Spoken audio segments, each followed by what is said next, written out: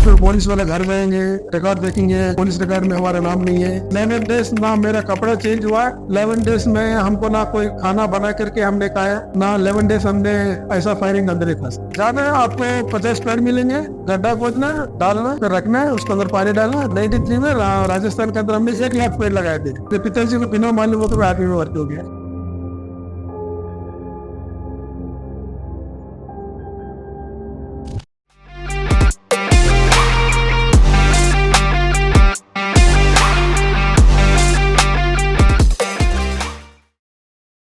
Hello everyone and welcome to the Adarsh report. आज आपको inspire होने का काफी मौका मिलेगा बिकॉज आज हम डिस्कस करने वाले हैं ऑल आर्मी, इंडियन आर्मी के बारे में बात करेंगे कि इंडियन आर्मी में what is life in the Indian army.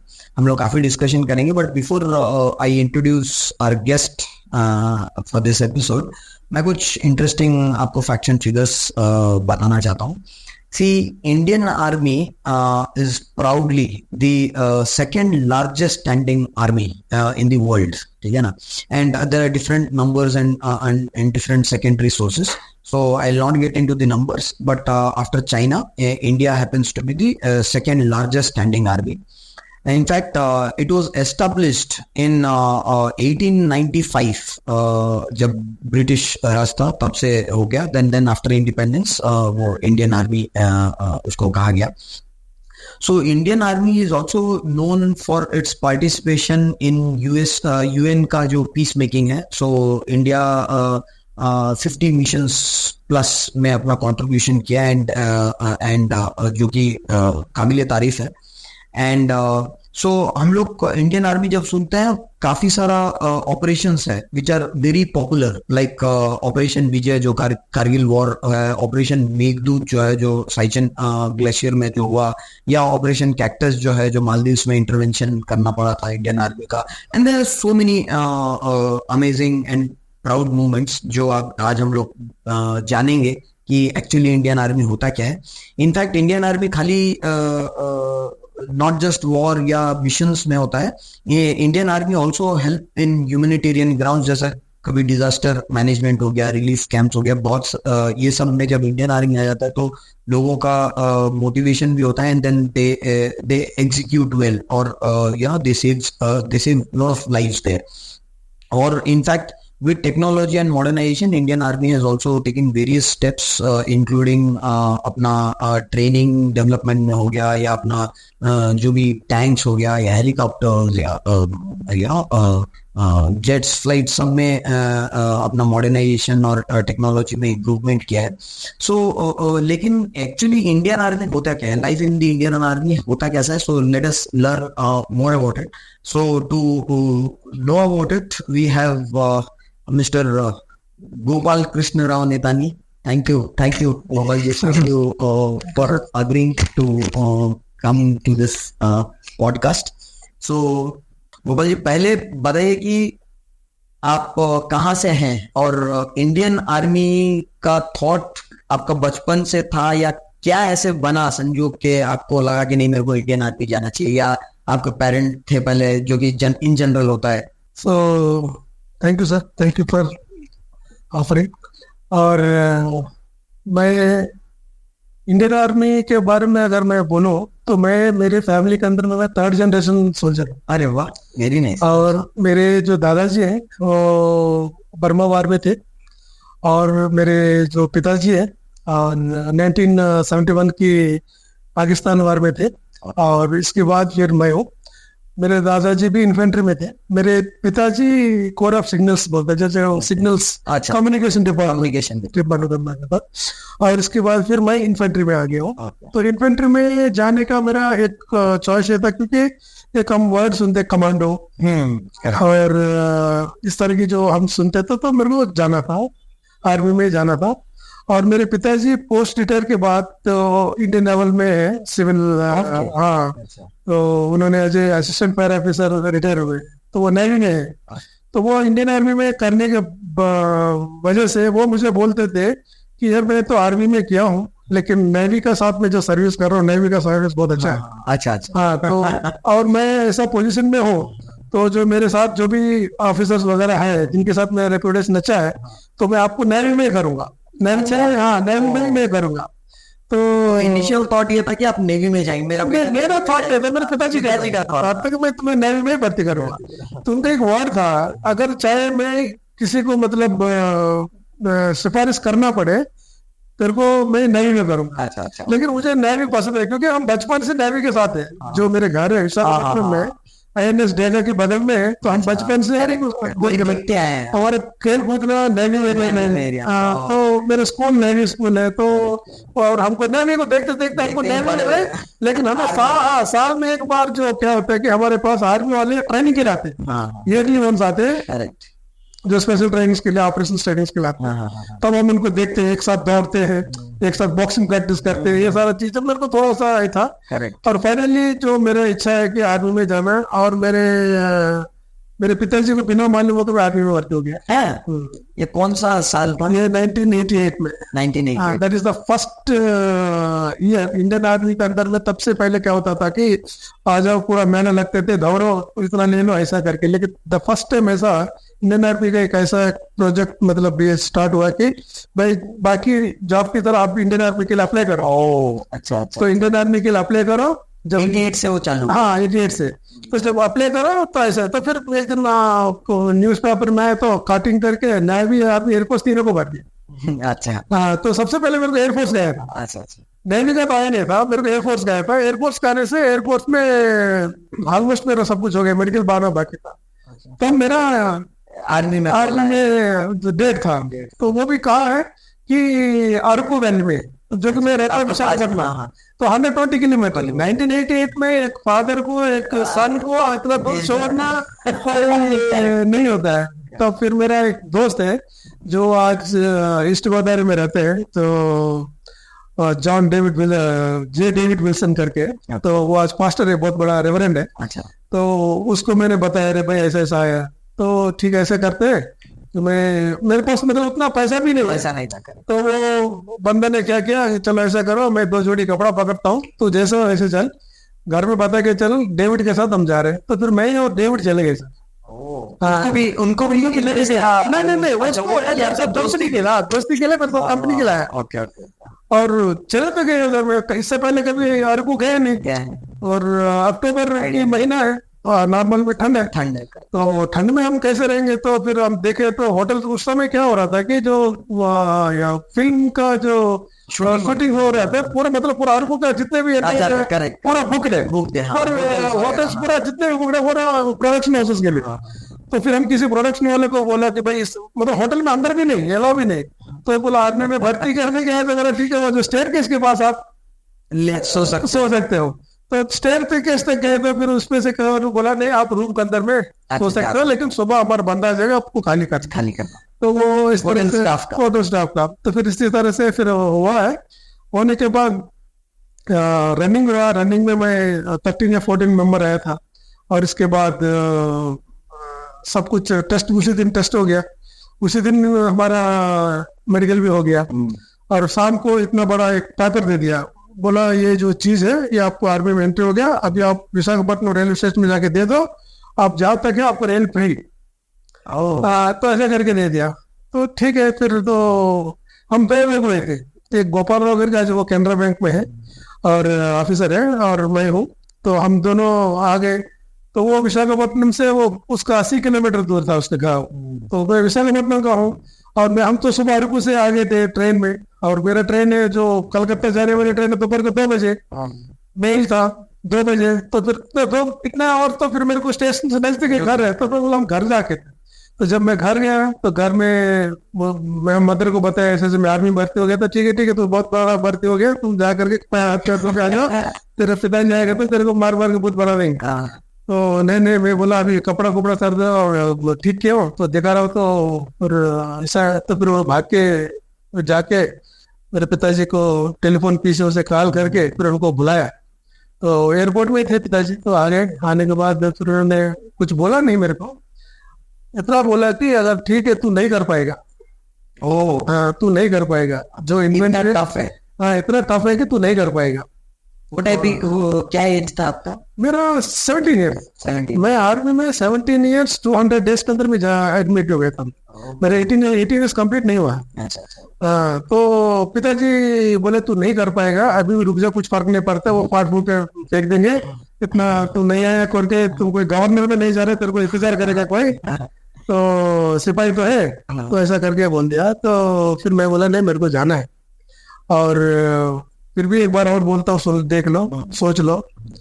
तो फिर उन्होंने मेरे को ट्रेन में बिठा दिया और मैं चले गया। और वो जो जर्नी रेलवे स्टेशन तक एक था, और इसके बाद कलकत्ता से फिर दूसरा ट्रेन चेंज करना अगला दिन, तो रात को रुकना था। तब मालूम पड़े कि सैनिक आराम घर एक होता है जो कि सैनिकों को रुकने के लिए फ्री में रुक सकता है। अच्छा ठीक है, रुका। फिर अगले दिन ट्रेन में गया। द फर्स्ट टाइम मैंने गुवाहाटी रेल में पहुंचने के बाद, फिर ये जो वारंट है, गुवाहाटी से शिलांग के लिए ट्रेन नहीं है, सिर्फ बसेस है। बट ये जो वारंट है वो शिलांग तक, यानी लास्ट डेस्टिनेशन तक फ्री है। तो फिर वो फ्री में हम चले गए। वो गुवाहाटी टू शिलांग का जो रास्ता, पूरा हिल व्यू रास्ता, बहुत मतलब खतरनाक रास्ता है उस समय में। और जब उस शिलांग में हम पहुंचते थे, इतना ब्यूटीफुल सिटी कि जो शिलांग जो, और हमारा जो फर्स्ट टाइम था शिलांग? फर्स्ट टाइम था मेरा शिलांग। और शिलांग में हम जब पहुंचते हैं तो हमारा जो बिल्कुल तलवार लगे हुए, सेंटर के जो गेट्स लगे हुए लिखे हुए कि हाउमन गेट, तो सामने सेंटर्स वगैरह खड़े, जगह का नाम लिखा हुआ है हैप्पी वैली। जो शिलांग में एक जगह है हैप्पी वैली, तो हैप्पी वैली में हमारा ट्रेनिंग सेंटर था, असम रेजिमेंट। तो तब तक हाँ, तो फिर मैं असम रेजिमेंट तक मेरा ऐसा पहुंचना हुआ। इसके बाद आप वो लोग चूज करते हैं कि आप कौन सा रेजिमेंट में जाएंगे? नहीं, ऐसा नहीं होता है यहाँ पर। में क्या होता है कि जब चूज करने का जब नौबत, मतलब ये आता है, उनके पास में एक इंडेंट या डिमांड जैसे रिक्वायरमेंट। अभी हमारा, क्योंकि जो कास्ट वाइज होते हैं, मतलब जैसे साउथ इंडियन कास्ट के 4 लोग हैं, नॉर्थ इंडियन कास्ट के इतने लोग हैं, तो पंजाब के इतने, ऐसा कुछ एक मैथमेटिक्स उनका होता है, डिमांड होता है कि भाई हमको इतना चाहिए। तो ऐसे वो लोग उतना ही लेते हैं। और वो लेने के बाद वो जो ऑफिसर होता है, जो प्रेसिडिंग ऑफिसर रहता है, वो डिटेल करता है कि इनको इतना। हाँ, तो ऐसा करके करते हैं वो। फिर हम लोग ट्रेनिंग सेंटर में जाते हैं। जब ट्रेनिंग सेंटर में जाते हैं तो फिर हैप्पी वैली में, शिलांग में जाने के बाद तो मैं देख रहा हूँ जहाँ लोग, जो कोई तो फ्रंट रोल कर रहे हैं, कोई तो बैक रोल कर रहे हैं, कोई पुशअप्स कर रहे हैं, कोई तो रस्सी चढ़ रहे हैं, कोई रस्सी उतर रहे हैं, कोई जंप कर रहे हैं। वो देख के नर्वस लगा कि इंस्पायरिंग लगा? डर लगा नर्वस। और ये डर क्यों लगा? क्योंकि हम तो सिविल ड्रेस में है, वो डर पूरे इक्विप है। तो और उसके बाद कोई जा रहा है थोड़ा स्ट्रेच के जा रहा है, तो वो ऐसा, मतलब ऐसा माहौल कभी देखा नहीं हमने। आर्मी का माहौल कभी देखा नहीं। नैनी में तो मेरे को आदत है, हाँ, लेकिन नहीं देखा है। तो फिर जब पहुंचने के बाद पूरा खड़ा कराया गया, डॉक्यूमेंट्स लिया गया, पूरा चेक किया गया कि भाई ये डॉक्यूमेंट के हिसाब से। तो मैं पहली बार एक हम लिखते हैं, आइडेंटिफिकेशन मार्क लिखते हैं, उसका वैल्यू में पता चला। अच्छा हाँ, क्योंकि उसमें बाकी डॉक्यूमेंट्स तो लिए हैं, लेकिन उसमें मेरे डॉक्यूमेंट्स में किसी ने लिया, मतलब जो रिक्रूटिंग ऑफिसर ने लिखा है कि ये मोल on chest 6 centimetre on 6 o'clock line, मतलब एक मोल को भी आइडेंटिफिकेशन ऐसा करके मेरे को तब मालूम पड़ा। तो वो आया है मेरे पास पूरा, हम तो देख रहे हैं अंडरवेयर में है, उधर में जाने के बाद अंडरवेयर में वो जो बंदा आया जो हमको ये करने के लिए, वो स्केल लेता है। मैं बोला क्या स्केल लेता है? और फिर वो मेरे निप्पल में इधर में रख करके मेरा चेक किया, बस 6 सेंटीमीटर है कि नहीं, ये जो मेरा मोड़ है वो 6 सेंटीमीटर है कि नहीं, और 6 o'clock लाइन में है कि नहीं। तो तब जा करके फिर मेरे पर टप्पा लग करके मेरे को बोला साइन करो। इतना मतलब परफेक्टली तब मालूम पड़ा कितना डिसिप्लिन है उन लोग, मतलब कैसा रिकॉग्नाइज करते हैं, कैसा वो चीज करते हैं। तो इस तरह से मेरा आर्मी में जाना हुआ है सर। फर्स्ट जाना हुआ। तो पहला पोस्ट, मतलब उसको पोस्टिंग नहीं बोला जाता शायद ना? अभी तो ट्रेनिंग है। ट्रेनिंग क्या सेक्टर बोलते हैं उसको? पूंछ सेक्टर? नहीं सर, वो जो है हैप्पी वैली शिलांग में हमारे, जब मैं ज्वाइन हो गया, ज्वाइन होने के बाद हमारे 1 साल की ट्रेनिंग होती है। कहाँ पे हुआ? उधर ही होता है। क्या होता है वो? उधर में 6 months का बेसिक ट्रेनिंग होता है सर। 6 months का बेसिक ट्रेनिंग में हमें, मतलब फिजिकल ट्रेनिंग सब? हाँ, मतलब ईच एंड एवरीथिंग, यानी कि आपको एक सिविलियन से एक सोल्जर बनाने की एक स्टैंडर्डाइजेशन से उनका ईच एंड एवरीथिंग उनका जैसे उनका जो किताबों में लिखा हुआ है उसी तरह से वहां पर में होता है कि उनको पहले दिन में नॉर्मल पैदल चलाना है, इसके बाद दौड़ाना है, इसके बाद इक्विपमेंट देना है, इसके बाद टेस्ट लेना, इस तरह के फायरिंग करने, इतने दिन के बाद उनको फायरिंग करना है, शॉर्ट रेंज फायरिंग करना है, इसके बाद लॉन्ग रेंज फायर करना है, इसके बाद रूट मार्च करना है, तो इस तरह के पूरा होता है। लेकिन हम लोग जो मूवीज में देखते हैं कि जैसे कुछ दिन में लोग डर के रिटर्न हो जाते हैं, ये सब सच है कि हाँ सर, देखिए जब मैं गया था तो हैप्पी वैली शिलोंग ऐसा कि जो हमारे गेट के बाहर से ही बस स्टैंड है, यानी कि हमें बैठना, अगर कोई भागना चाहे भागना चाहे गेट में थोड़ा सा 10 कदम दूर जाने के बाद थोड़ा इधर उधर देख के बस में जाके निकल सकते हैं। लेकिन मैंने बहुत लोगों को भागते हुए देखा है। देखे? हाँ, मैंने बहुत लोगों को भागते हुए देखा, क्योंकि देखिए यहाँ पे मैं हम लोग जिस माहौल से हम जाते हैं उधर में उस माहौल के भिन्न होता है।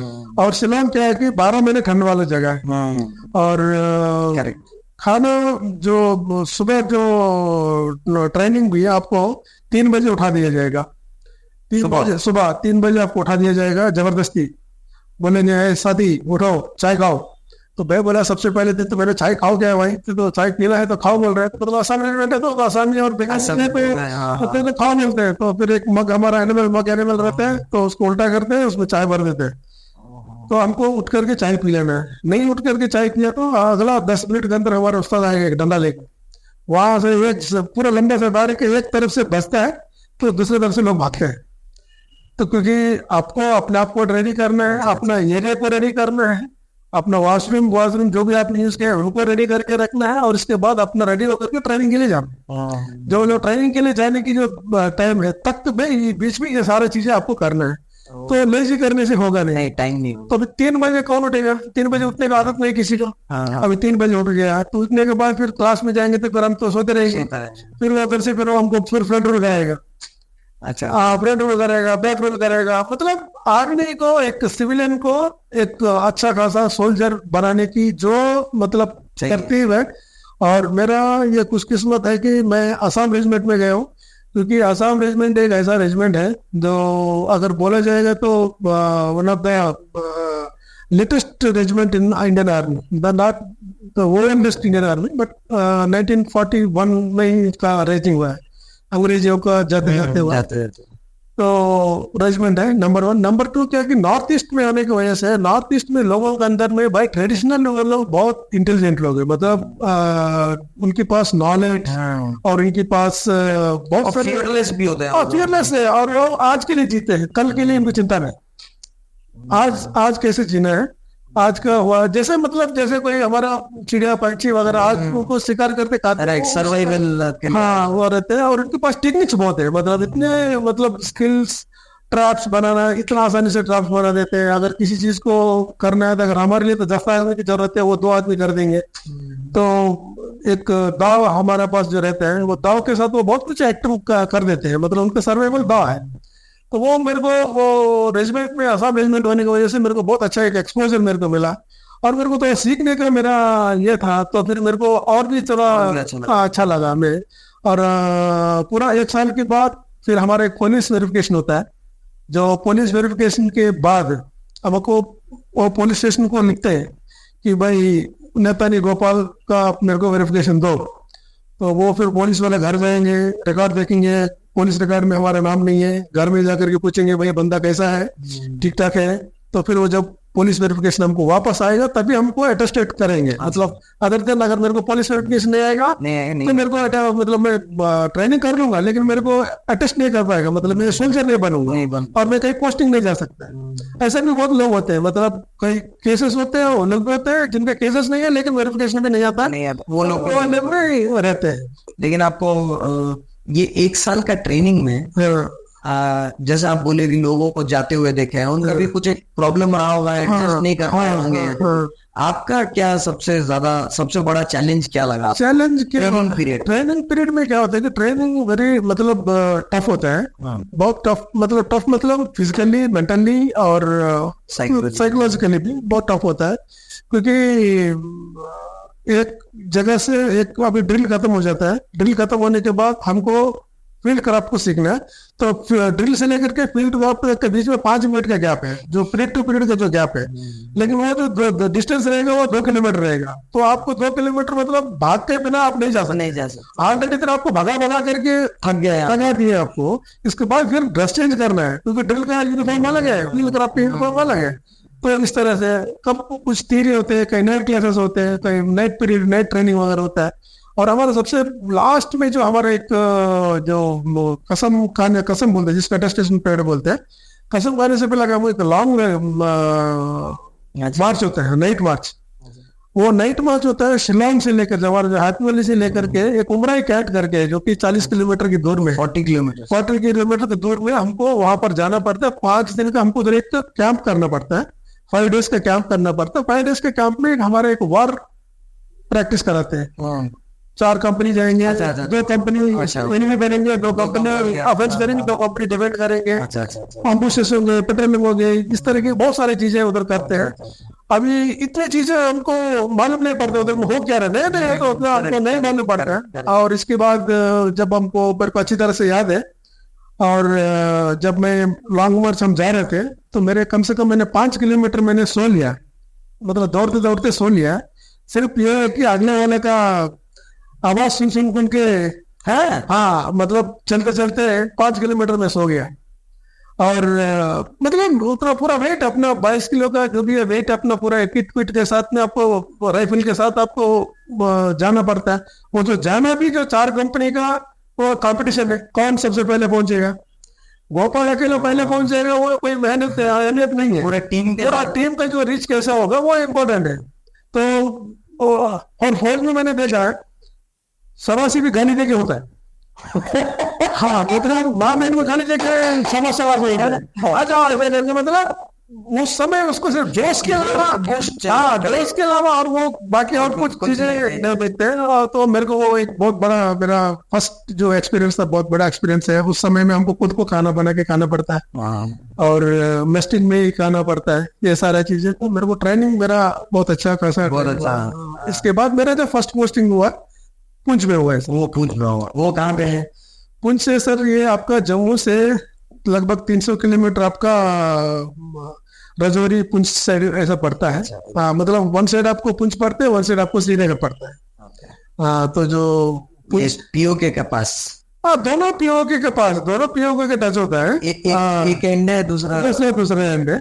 और वो मतलब एक वहां पर जब हम गए थे डे 1 में, जब हम गए थे पुंछ में, तो हमारा इंडक्शन होता है नॉर्मल में। भाई ये इंडक्शन वहां जाके होता है, इंडक्शन जाके होता है। और एक्चुअली जम्मू से लेकर के वहां तक जाना भी एक मतलब आपको एक परीक्षा है, क्योंकि 300 किलोमीटर में सुबह बैठना, शाम को उतरना है। बीच में खाना के लिए ब्रेक करेंगे, फिर बस में जाना, बस में जाते हैं। हाँ, सिविल बस में जाते हैं, और कभी ऐसा करके। और इसके बाद जब हम पुंछ में जाते तो हमको इंडक्शन देते। और जिस दिन हम पहुंचे, शाम को पहुंचते 6 बजे। जब 6 बजे हम पहुंच रहे तो फायरिंग शुरू, ऊपर में फायरिंग शुरू हो रहा है। मतलब ट्रेसर लोग जा रहे दर जा रहे हैं, तो देख रहे पाकिस्तान से फायर, हाँ, पाकिस्तान से फायरिंग किसी हमारे इंडियन पोस्ट पे हो रहा है, हमारे इंडियन पोस्ट का फायर कहीं पाकिस्तान पे हो रहा है। तो यार डे 1 में वहां का हो गया। तो फिर वो मेरे को वो डे 1 में इंडक्शन में मेरे को लगा कि हम अभी सही जगह पर पहुंच गए। ये कौन सा ईयर है? ये 1990 सर, 1990 में पुंछ में थे। पुंछ में 1991 में हम पुंछ में थे। तो पुंछ में जाने के बाद हमारा एक वही एक कैडर होता है, young soldier cadre, YS cadre बोलते हैं। अच्छा, वाईएस। हाँ, मतलब आप ट्रेनिंग में जितने भी आपने कद्दू में तीर मार दिया, जो कुछ मार दिया, वो भाई आप अपना है। अब आप अभी बैटालियन में आ गए तो इनका ड्रिल अलग है, इसकी जो प्रैक्टिसेस और ये सब चीज अलग है। वो जो आपने सीखा है, ठीक है, वेरी गुड, आ जाओ, लेकिन वो सब चीज आप भूल जाओ। अभी जो हम बताएंगे वही सीखना है। तो अभी वहां पे जो जाते हैं उनमें क्या क्या कैटेगरीज होते हैं? मतलब उनका स्किल के हिसाब से होता होगा या कैसे? मतलब कुछ लोग या कोई भी कुछ भी कर सकता है, मतलब आप कोई भी गन चला सकता है, कोई भी सर इंडियन आर्मी के अंदर में इन्फेंट्री एक डिवीजन है। इस तरीके के बहुत सारे डिवीजन है। और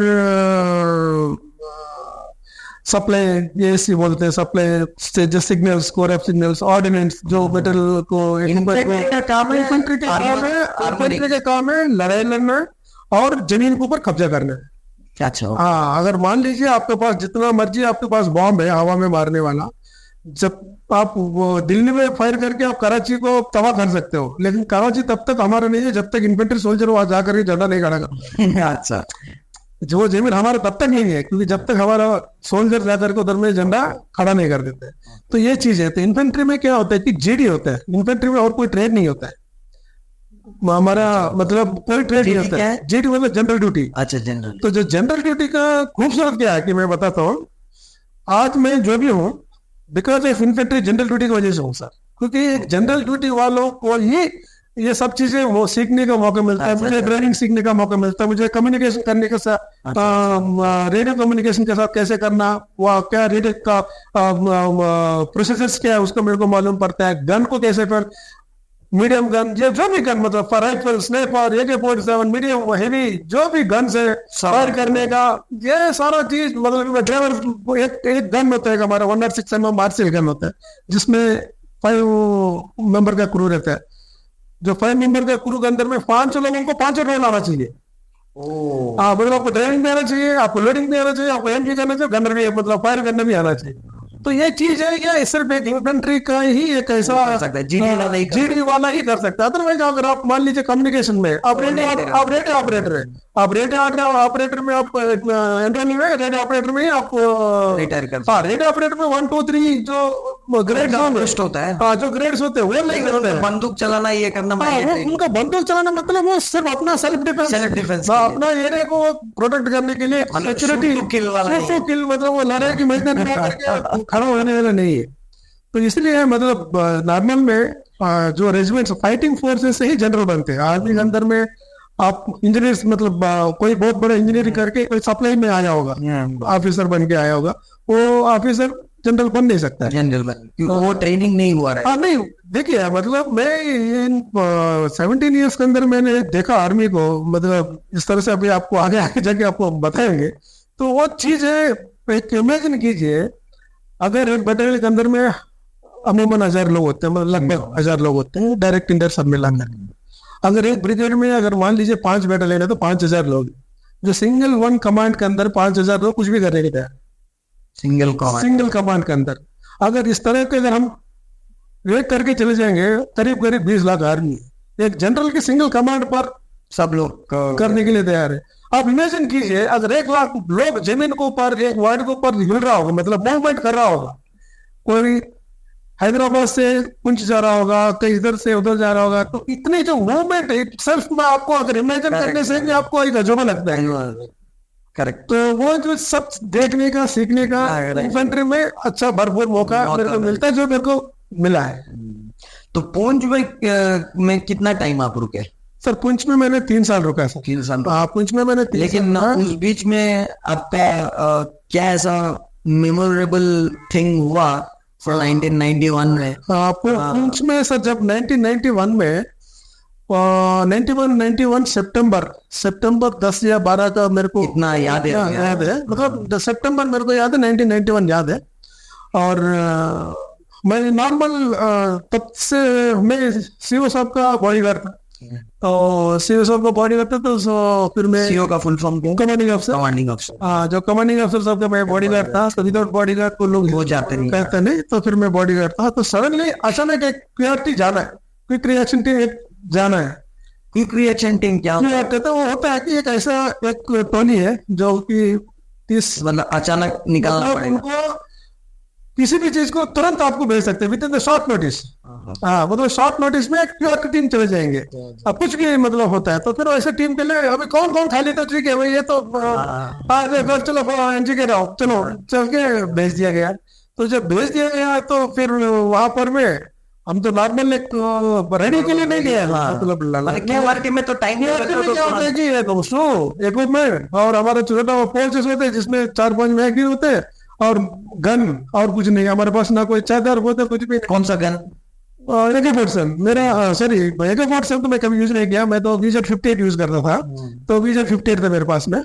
तो जब हम चले गए तो जाने के बाद में मालूम पड़ा कि वही वो एक हमारा पंजाब रेजिमेंट की एक टर्निंग ऊपर में ऐसा कुछ हो गया है। हम चले गए, हम जाने के बाद फिर एक और टोली पीछे आई। अच्छा, तब तक उधर में ताबड़तोड़ फायर शुरू हो गया। फायरिंग फायरिंग पाकिस्तान से। इतना फायरिंग शुरू हो गया कि रात को 10 बजे के बाद हमको डर और सर्दी दोनों लगने लगा। हाँ, एक तो फायरिंग हो रहा है और हम सर नहीं लग रहा है। अभी चलते रहेंगे तो कोई प्रॉब्लम नहीं, जब आप तो ठंड लगेगा क्योंकि पैर में पानी आ जाएगा, सॉक्स गीला हो गया तो नीचे से वो ठंड होने का भी टेंशन। बुखार तो बाद की बात है, पहले उसको झेलना है। तो बुखार तो कल परसों होगा, लेकिन अभी तो जेल में। तो इस तरह से है। और वो ऐसा फायरिंग में हम फंसे। ऑलमोस्ट मैं 11 डेज में उस फायरिंग के अंदर फंसा सर। 11 डेज ना मेरा कपड़ा चेंज हुआ।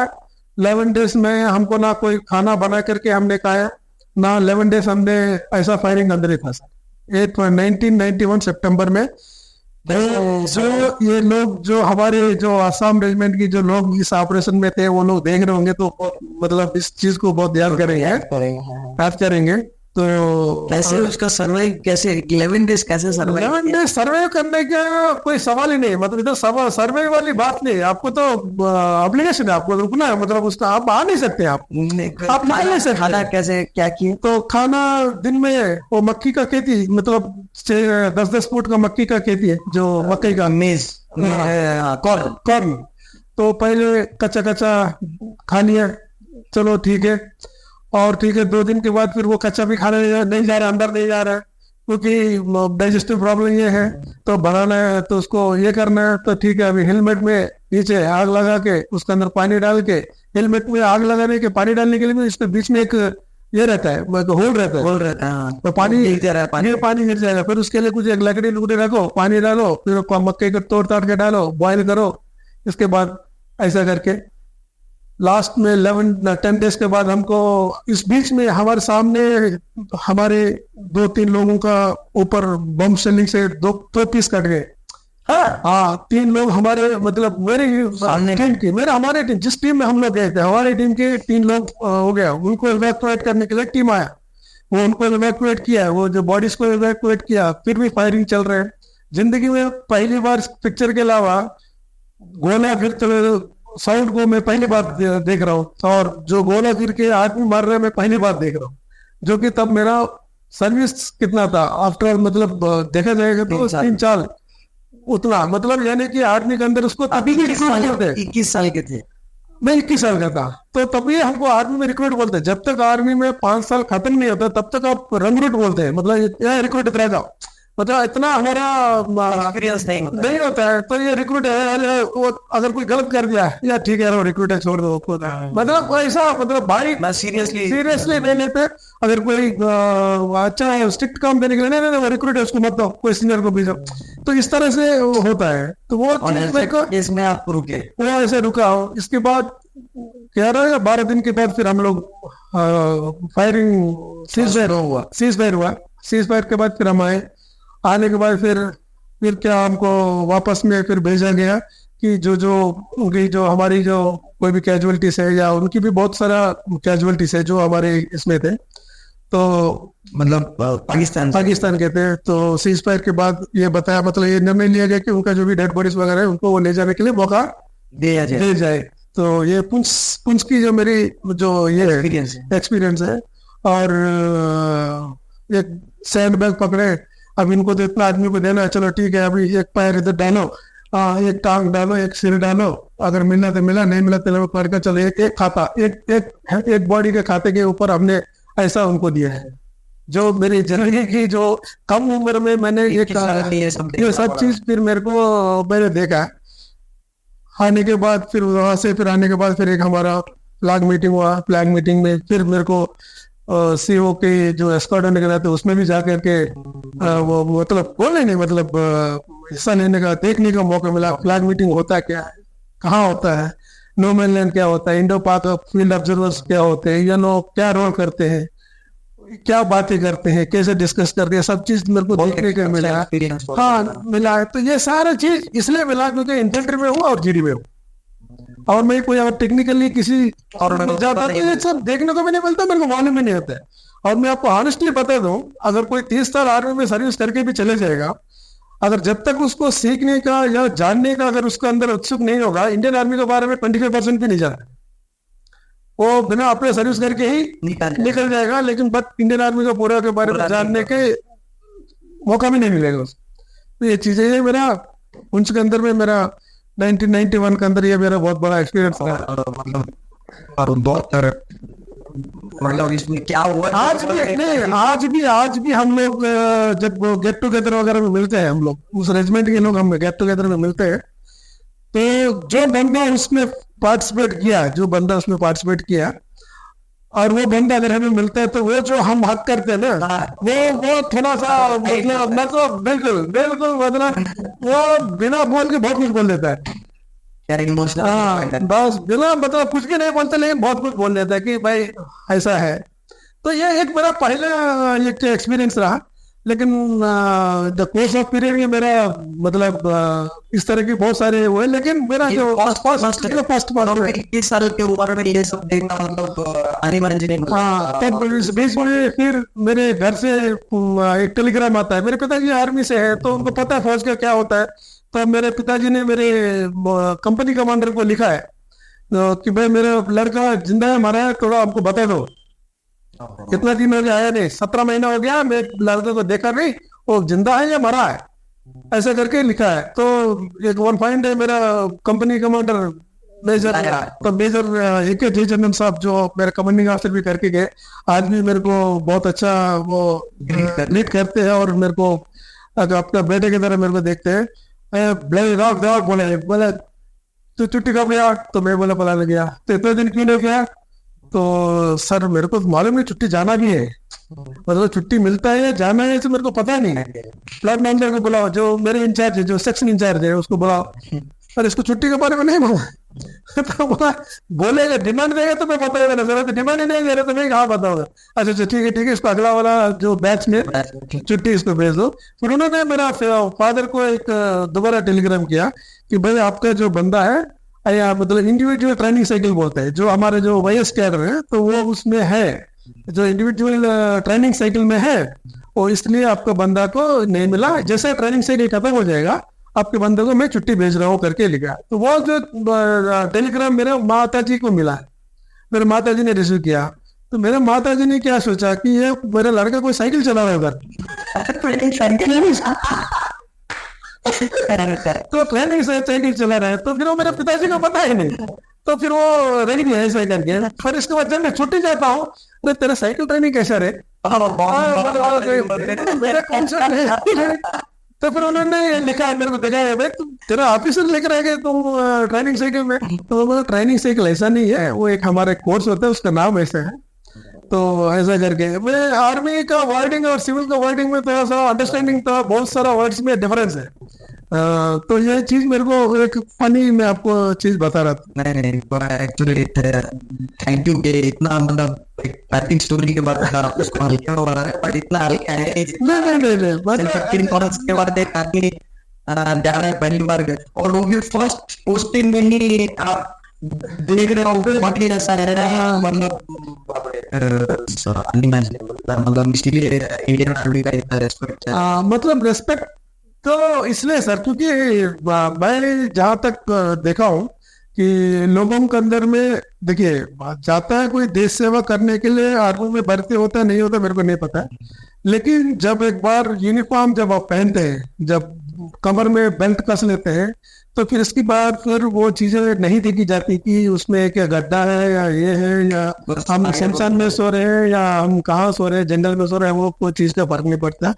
यूनिफॉर्म एक है अपने आप में एक अच्छा सा एक ये देता है कि फील आ जाता है, मतलब कहीं जाने का डर नहीं लगता है, खुद बोलेंगे तो खोजने का मतलब साहस होता है। अब ऐसा कल्चर, हाँ अभी बोलते हैं, अगर मान लीजिए अगर करना भाई, हाँ कमांडो कोर्स में बोलते कमांडो तुम मरने के लिए तैयार, तो भाई मैं मरने के लिए तैयार कर कूद जाते। मतलब वो करेज हमको मिलता कहाँ से? मतलब ये आर्मी के अंदर ये चीज है। जो ऑफिसर्स होते हैं वो टाइम टू टाइम उनको मोटिवेट करते रहते हैं, वो एनकरेज करते रहते हैं। देखिए आज के दिन में आपको बता दिया जाएगा कि भाई गोपाल तू एवरेस्ट में चढ़, मेरे दम है तो मैं चढ़ूंगा, नहीं तो नहीं चढ़ूंगा। लेकिन मुझे बोलेगा 10 आदमी को लेकर के चढ़ाओ, इन 10 आदमी को चढ़ाओ, तो 10 आदमी 10 नखरे बताएंगे, कैसे करेंगे? एक कंपनी कमांडर 130 लोग 140 लोगों को साथ में अगर कोई एक करने के हैं, तो उनको कितना बॉडी लैंग्वेज और साइकोलॉजी होना पड़ेगा, तो 140 लोगों को वो मोटिवेट करके वो करने करने के लिए। कमांडिंग ऑफिसर को 1000 लोगों को कितना उनके पास कैपेसिटी चाहिए, कि जबकि 1000 लोगों को कैसे संभाल सकते हैं? तो ये चीजें समझिए। इतना इनफैक्ट हम लोग मतलब ये तो बहुत छोटा बात हो जाएगा अगर मैं बोलूँगा कि तो जो मैनेजमेंट के दोनों की सपोजिटली जो कॉन्सेप्ट होता है, लीडरशिप क्या है, ये सब क्या है, ऑफ कोर्स मतलब इसमें इतना चीज सीखने को। और अब तक हम लोग ट्रेनिंग पार्ट में जाएंगे हम लोग, लेकिन उससे पहले मैं ये है कि आपका पुंछ के बाद नेक्स्ट पोस्टिंग आपका मेरा पुंछ हुआ था सर। पुंछ के बाद में तुरंत बाद फिर मेरा हो गया राजस्थान। पूरा ठंड से लेके पूरा गर्मी तक। हाँ, पूरा राजस्थान में हो गया था। जब राजस्थान में हो जाता है तो फिर हम लोग राजस्थान के एक ये कौन सा ईयर? 93 में हम राजस्थान में आ गए थे।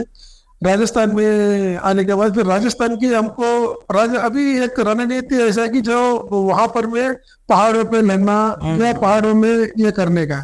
अभी राजस्थान में भी है तो डिजर्ट हो गया, तो ये हमको यहाँ पर में डेजर्ट के साथ हमें अपनाना पड़ेगा, यूज टू करना पड़ेगा। उसके लिए हमारे क्या होता है कि डेजर्ट ओरिएंटेशन ट्रेनिंग एक होता है। अच्छा, हाँ, जो कि जाने के बाद होता है। हाँ, जैसे हम उधर से तो इन्फेंट्री में एक और मतलब खूबसूरत मेरे को जो अच्छा लगा ये है कि जो डे 1 में जो 1991 में मैं जिनके साथ में हूँ ना सर, मैं जब तक मैं रिटायर नहीं हो जाता हूँ तो उतना लोग मेरे साथ रहेंगे। अच्छा, मेरे मतलब हम जहां भी जाएंगे, जैसा हम जहां भी जाएंगे पूरा 1000 लोग जाएंगे। हम जहां भी जाएंगे 1000 लोग जाएंगे। अगर हम जम्मू से राजस्थान आए, 1000 लोग हमारा पूरा ट्रेन हमारा होगा। कि हम बोलते हैं कि कभी आपने आजकल के व्हाट्सएप वगैरह में देखा होगा, ऐसा ट्रेन में चलना है तो आपको फौजी बनना पड़ेगा, चाहे जितना मर्जी आपको कद्दू में तीर मार दो, नहीं पड़ना, मतलब आपको मौका नहीं मिलेगा। एक फौजी ही पूरा ट्रेन बुक करके जा सकते थे। स्पेशल ट्रेन है, अपना और चीज चलता, अपने कमांडिंग ऑफिसर की हिदायत से चलता है। तो यह चीज है। तो फिर हमको पूरा आने के बाद पूरा एक साथ फिर हमको डिजर्ट ओरिएंटेशन ट्रेनिंग होगा। तो डिजर्ट ओरिएंटेशन में क्या कि पूरा बॉडी को अडेप्ट करना पड़ेगा। वहाँ पानी का कम मिलता है और आपका रेत सैंड आपका उड़ते रहता है, और सैंड टारगेट्स नहीं मिलते हमको, जो ऑब्जेक्ट्स नहीं मिलते हैं। जो अगर हम फौजी आदमी को क्या है कि एक मैप रीडिंग होता है। अगर मुझे कोई चीज है तो मैं एक ऑब्जेक्ट को चुनता हूँ, ऑब्जेक्ट के ऊपर मैं डिग्री लगा करके मैं चल जाता हूँ। तो राजस्थान में तो नॉर्मली वही गूगल मैप है, और डिजर्ट में वो सॉलिड ऑब्जेक्ट मिलता नहीं, तो वो सारा चीजें प्रॉब्लम है। फिर सितारों की जो लेकर के फिर चलते हैं, फिर हर 15 मिनट में डिग्री चेंज करते हैं, इस तरह की ये सारा चीज एक्सरसाइज वगैरह करते हैं। डिजर्ट का अलग प्रॉब्लम है। बिल्कुल बिल्कुल बिल्कुल बिल्कुल। मतलब अगर आप मान लीजिए, अगर करता कुछ नहीं, आप ट्रेनिंग कर रहे हैं, आपको पता है आपके ऊपर कोई बॉम्ब नहीं गिरने वाला है, वो 100% सेफ में है। लेकिन वो जो हीट में अगर दिन भर अगर आपको बिना छाव में, मतलब छाव के बिना अगर आपको रहना, तो मतलब आज के दिन में तो मैं नहीं कर पाऊंगा। मैं आज के दिन आपको एक बार मतलब 21 साल जो वो टाइम पे 24 साल या जो भी होंगे, वो एक वाले भी नहीं कर पाएगा। हाँ, रूट मार्चेस होंगे 20-20, 30-30 किलोमीटर एक रात भर चलना होता है। फिर अगले दिन उसको फिर मोर्चा बनाना पड़ता है, फिर टैंकों के साथ मिल करके ऑपरेशन मतलब एक्सरसाइज करना पड़ता है। अगर टैंक को कैसा माइन फील्ड कैसे लगाना, माइन को कैसा निकालना, रिकवरी कैसे करना, ये सारी चीजें उधर उस ट्रेनिंग में होता है। वो जो ट्रेनिंग है 2 महीने का, वो that is one of toughest training है। टफेस्ट ट्रेनिंग है ये हमारा। मतलब मैंने देखा 17 साल के अंदर में ज्वाइनिंग होने से लेकर के आने तक में मैं सीखता रहा, करता रहा। वो पोस्ट को क्या बोलते हैं? किस पोस्ट को? वो राजस्थान वाला जैसा ये पुंछ। हाँ, तो ये हमारा ये है क्या बोलते हैं, डिजर्ट एरिया, मतलब एक स्टेशन है एक्चुअली में। वो क्या एक फील्ड हो गया एक पी स्टेशन देते हैं। पी स्टेशन इसलिए देते हैं कि आपको एक रिजर्व करके देता है और साथ में आपको ट्रेनिंग करने का, आपके इक्विपमेंट को थोड़ा दोबारा एक रिपेयर करने का, कैलिब्रेट करने का और उसको थोड़ा सा प्रेस करने का फिर मौका आपको मिलता है। क्योंकि अभी जैसे मेरा हेलमेट होता है, मेरा हेलमेट पुंछ में मेरा हेलमेट जो है कैमोफ्लेक्स जनरल वाला कैमोफ्लेक्स है। अभी इधर में आ गया तो मेरे को डिजर्ट होना चाहिए, और मैं इधर से मैं जाऊंगा किसी और जगह, उधर के लिए उस जगह से प्रिपरेशन के लिए चीजें मिलती है। तो बिठा करके तो कोई नहीं, मतलब पूरा आपको डिजर्ट में रात दिन रात ये कर देंगे।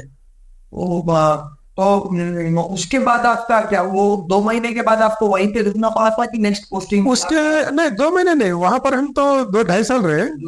2.5 साल के अंदर हमारा ऐसा होता है कि हर साल ये ओरिएंटेशन करना पड़ता है, हर साल ये एवरी ईयर हमको ये करना पड़ता है। इस बीच में कोई स्पेशल एक्सरसाइजेस, कुछ एक कमांडर्स सोचते कि नहीं अभी एक ऐसा स्पेशल एक्सरसाइज करेंगे, ऐसा करके मैं तब मेरे को एक ये हुआ था कि प्लांटेशन का मैं सबसे पहले उधर में सुना। मैं प्लांटेशन जो वर्ड है, जो वो मैंने पहली बार वहां सुना है पेड़ लगाने का, तो उस समय हमने 1 लाख पेड़ लगाए थे 93 में। हाँ 93 में राजस्थान के अंदर हमने 1 लाख पेड़ लगाए थे। तो वो 1 लाख पेड़ लगाना में पूरा आर्मी वाले हैं, आसाम रेजिमेंट आर्मी कहीं मतलब एक मतलब ये करके सुबह ब्रेकफास्ट और लंच, पैक लंच लेके जाना है, पानी लेके जाना है 5 लीटर। आप साइड में जाएंगे, हाँ अपना मतलब दैट इज, वो भी एक एक्सरसाइज है। जाना है, आपको 50 पेड़ मिलेंगे, गड्ढा खोदना है, डालना है, फिर रखना है, उसके अंदर पानी डालना, फिर ब्रेक, खाना खाओ, फिर लगो। तो एक जो सबसे मैंने 1993 में मैंने वो जो प्लांटेशन का मैंने वो किया है, वो जो मेरा फर्स्ट एक्सपीरियंस है, जो प्लांटेशन बोलते हैं ना, हरियाली हरियाली। तो अब बाद में ट्रेंड हो गया नहीं, लेकिन हम तब से वो चीजें आर्मी कर रहे हैं। लेकिन इससे पहले भी डिजर्ट में हमको उस समय बताया गया कि डिजर्ट में कोई घास फूस भी नहीं होता है, लेकिन आर्मी और एयरफोर्स या ऐसा एविएशन वाले मिल करके कुछ ऐसा एक बाई फ्लाइट एक ऐसा बीज उन लोगों ने ड्रॉप किया है जो बरसात के मौसम में। तो आज के दिन में हरियाली थोड़ा सा, जो घास जो कि डेजर्ट में आते हैं, तो ऐसा है, मतलब करना पड़ता है। और इसके साथ कैनाल क्रॉसिंग एक ड्रिल होता है, जो कि कैनाल को कैसे क्रॉस करना है। फिर उधर 2.5 साल के बाद फिर क्या हुआ? फिर उधर 2.5 साल के बाद फिर हम तंगदार चले गए sir. One of the toughest Tangdhar हमारा सर, ये जो श्रीनगर है, श्रीनगर से वापस फिर श्रीनगर, मतलब तंगदार मेरे यूनिट तक भी जाने के लिए मुझे सिंगल डे में नहीं होता है, सिंगल डे में मैं जा नहीं सकता है। और मैं सुबह आऊंगा ट्रांजिट कैंप पे, ट्रांजिट कैंप के अंदर में आपको 5 से 8 हजार लोग लाइनअप में ऑलरेडी है, जो ट्रांजिट कैंप को जो हैंडल करते हैं। वो उनको अलग अलग एरिया में बस में भेजते हैं। मेरा नंबर आज नहीं आया, फिर कल नहीं आया, परसों। जब 3 दिन के बाद मेरा नंबर आया, फिर बैठा, शाम तक श्रीनगर पहुंचा, फिर श्रीनगर में नाइट हॉल, अगला दिन फिर सुबह, फिर अगला दिन बाद और एक ट्रांजिट कैंप, फिर नाइट हॉल, फिर वहां से फिर तीसरा दिन हम अपना यूनिट में पहुंचते हैं। और वो भी जब मैं गया था उस समय तो हमारा वहां पर इतना यह है कि बर्फ ढक जाता है कि 40 किलोमीटर आपको पैदल ही जाना पड़ता है। 40 किलोमीटर आपको जाना अपने यूनिट तक, तो आपको पैदल जाना है। तो विंटर में जिसको भी छुट्टी जाना, छुट्टी कोई मना नहीं, आप जा सकते हो, लेकिन 40 किलोमीटर आपको चल के जाओ, फिर इसके बाद वहां से आपको गाड़ी ऐसा करके। तो वो एक एक्सपीरियंस रहा। और इसके बाद तंगदार बोलने का तो क्या कि वहां पे पहुंचना मुश्किल है। तंगदार इसलिए बोलते सर, तंग मतलब दार में तंग में ही उसका मीनिंग है, मतलब वो बहुत आपका डिफिकल्ट वे है। नंबर 1, आप एक बार स्नो एरिया है। स्नो एरिया है, नॉर्मल में प्लेन एरिया है सर, लेकिन जब विंटर में पूरा स्नो से ढक जाता है। जो कि हमारे इंडिया और पाकिस्तान का जो किशनगंगा जो रिवर है, वहां पर जैसे हमारा इंडिया का एंड है, और इसके बाद किशनगंगा रिवर, इसके बाद आपका पाकिस्तान का मुजफ्फराबाद स्टार्ट। तो हमको हमारी पोस्ट से पाकिस्तान का जो नजदीक वाला जो मार्केट है हमको दिखता है। तो वो दिखता है, तो जो हमारे सामने जो उनका हाईवे है, तो उस समय ही जब मैं ये 95-96। हाँ 95-96 सर, जबकि उसी समय में ये हम लोग उधर थे, और वहाँ का ऑपरेशंस, वहाँ का जो ये बहुत मतलब अलग अलग टाइप के एक्सपीरियंस है। और मैं मेरे को याद है, मैं आपको एक हिस्सा बताऊंगा तंगदार के अंदर में। तो तंगदार में क्या हो गया कि एक दिन हमको बताया गया कि एक हॉलो ब्रिक्स होते हैं। ब्रिक्स मतलब आप समझते हैं ना, हॉलो ब्रिक्स जो कंक्रीट ब्रिक है, जो आर्मी खुद बनाती है। अच्छा। वो एक ब्रिक उसके 20 किलो का 21 किलो का वेट हो सकता है इसका, एक ब्रिक का। तो सडनली हमको पता नहीं, बोला गया कि चलो उधर जाओ जहाँ से ये ऊपर चल रहे हैं, मतलब वो लेके जाना है। करीब हमको लेके जाना है, करीब चढ़ के ही जाना है।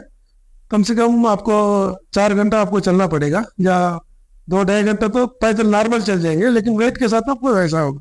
तो हम लोग जा रहे थे, तो रात बीच में, मतलब वो एरिया टफ एरिया है, मतलब आपको पाकिस्तान वालों की नजर में हम लोग रहते हैं उधर, इसलिए हम तंगदार है। मतलब वो पूरा वहाँ पे भी फायरिंग हो सकते हैं, चीन मतलब आपको पॉइंट टू पॉइंट मारते हैं, तो बम्बार्डमेंट का हालत खराब हो जाता है।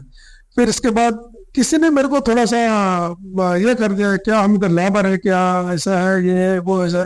तो थोड़ा मेरा ऐसे भी थोड़ा रेवोल्यूशनरी थोड़ा हिमेल जो आ गया, तो रिबेल में आ गया। तो बोला नहीं, ये तो सही बात है, हमारे तो बहुत लेबर रहते हैं, तो हम क्यों इसको उठा करके लेके जाए, हम तो सिर्फ फायर करने के लिए, इन्फेंट्री में फायर करने के लिए। तो मतलब आदमी बहकाव में कैसे आ जाते मैं बता रहा हूँ। जो सीनियर है, वो जिसने मेरे को बहकाया, वो भी देखा होगा ये। तो बोला नहीं जाएंगे। तो एक ऑफिसर है हमारा, तब मेजर SR राय करके, स्वराज रावत राय करके हैं, तो उनकी वो हमारे एजुटेंट थे। कर्नल GKS रेड्डी साहब है जो हमारे कमांडिंग अफसर थे। तो एजुटेंट साहब ने बुलाया सबको, लाइन अप करके रात को 12 बजे 12 o'clock नेट को खड़ा कर दिया। हाँ भाई क्या हो गया? तो बोला सर, किसी ने बोला सर ये लोग जो है ब्रिक को लेके नहीं जाएंगे, ऐसा करके बोला।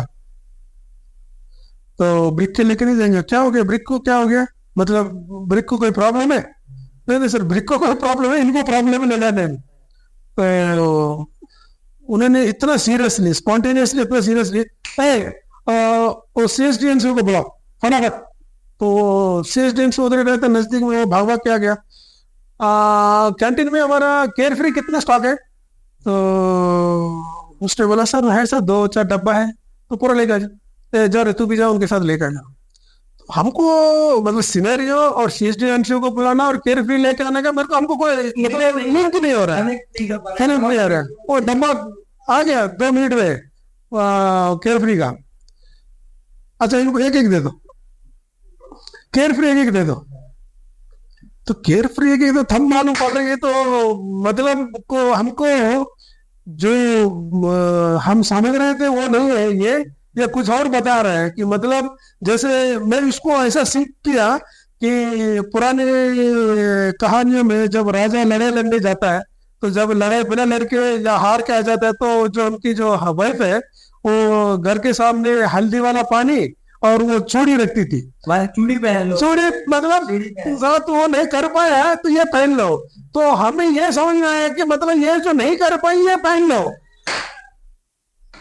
तो फिर मैं बोला भी नहीं सर ये तो नहीं, मेरे ऐसे तो मामला गड़बड़ है। तो यकीन मानिए सर, स्वराज रावत से आज भी हमारे घर आते हैं, मतलब जब उनको मौका मिलता है तो उनको ये चीज अभी भी याद होगा। उस दिन के बाद मतलब उस समय पहले आदेश ये था कि जब आदमी जाएगा एक ब्रिक लेके जाएगा, एक ब्रिक लेके छोड़ देगा। NGK राव एक दिन में 2 ब्रिक छोड़ा। ये इंसिडेंट के बाद NGK राव ने 2 ब्रिक छोड़ा सर, क्योंकि वो जर्नी को हमने क्या किया, डे वन में हमारा थोड़ा सा गड़बड़ हो रहा था। हाँ मतलब हम जा रहे थे, वो लेके जा रहे थे, ऊपर से पाकिस्तान का फायरिंग हो रहा था और हम सोच रहे कि ये तो हमको जानबूझकर मारने वाले हैं। वो वाला मतलब जो सीनियर्स होते हैं ना, जो वो कुछ लोग होते हैं, वो थोड़ा वो कर देते हैं, चिंगारी लगा के छोड़ देते हैं। तो एक उस समय उस पोस्ट में जाने के बाद एक हमारा साथ थे उस समय में नया नया कैप्टन रमन अरोड़ा साहब से करके थे। आज वो कर्नल रिटायर्ड है, देहरादून में रहते हैं। तो वो भी आज भी हमारे साथ में अच्छा मतलब ये है। तो उन्होंने बोला राव देखो ये जो पोस्ट में हम कैसे रहते हैं, वो जो पोस्ट एक ऐसा पोस्ट था कि पाकिस्तान चाहे तो कभी उड़ा सकता था। तो हम ऐसा है तो इसको मजबूत करने के लिए वो ब्रिक चाहिए। तो तब मैंने फर्स्ट डे के बाद में उसके बाद मैं दिन में 2-2 ब्रिक लेके गया, दिन में 2-2 ब्रिक लेके गया। हाँ तो मतलब वो है चीज, मतलब ऑफिसर जो है ना सर, आर्मी के अंदर ऑफिसर्स के अंदर में मैंने जो नजदीक से बहुत लोग नजदीक से ऑफिसरों को देखा और मेरे काम है उनको फॉलो करना, उनसे सीखना और उनकी कुछ अच्छी हैबिट्स होगा तो उसको मैं भी अडॉप्ट कर लेता हूँ।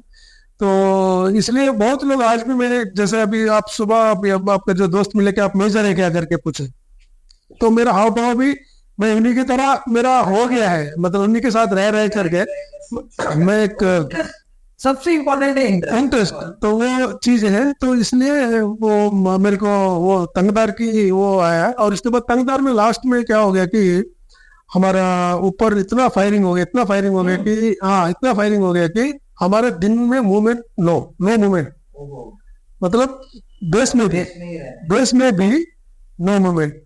और बिल्कुल दिखा फायर, मैंने घरों में घर पूरा उड़ते उड़ते देखा और बंकरों में गिर के बंकर ब्लास्ट होते हुए देखा। तो बोफोर्स को जिंदगी में पहली बार बोफोर्स को फायर होते देखा। जो बोफोर्स हम तो सुनते थे बोफोर्स जब स्कैम है ये है ऐसे सुनते थे, पहली बार बोफोर्स की अहमियत को समझा। बोफोर्स को खड़ा होकर के देखा हमने कैसे फायर करते हैं, कैसे उसको अलाइन करते हैं, सारी चीज देखने को हमको मिला। बड़े बड़े फील्ड गन को फायर होते हुए देखा, रॉकेट्स को फायर होते हुए देखा। और नॉर्मल में फील्ड गन्स क्या होता है कि पीछे रहते हैं, मतलब इन्फेंट्री के साथ में पीछे रहते हैं, लेकिन हमने हमारे फॉरवर्ड में फील्ड गन लगा करके हमने फायर, बिल्कुल फॉरवर्ड में फ्रंट फुट में लगा करके हमने फायर करते देखा। और माइन फील्ड्स को हमने लगाया, माइन फील्ड्स लगाया कि रात, मतलब माइन फील्ड लगाना मतलब रात को, अंधेरे रात। तो ऐसा करके दिखेगा नहीं। वो भी पाकिस्तान वाला का संतरी गाना गा रहा था, तुम तो ठहरे परदेसी करके गाना गा रहा था, तो हम उसके नीचे माइंडिंग लगा रहे थे। हाँ तो ऐसा मतलब चीजें तंगदार में हमने एक्सपीरियंस किया।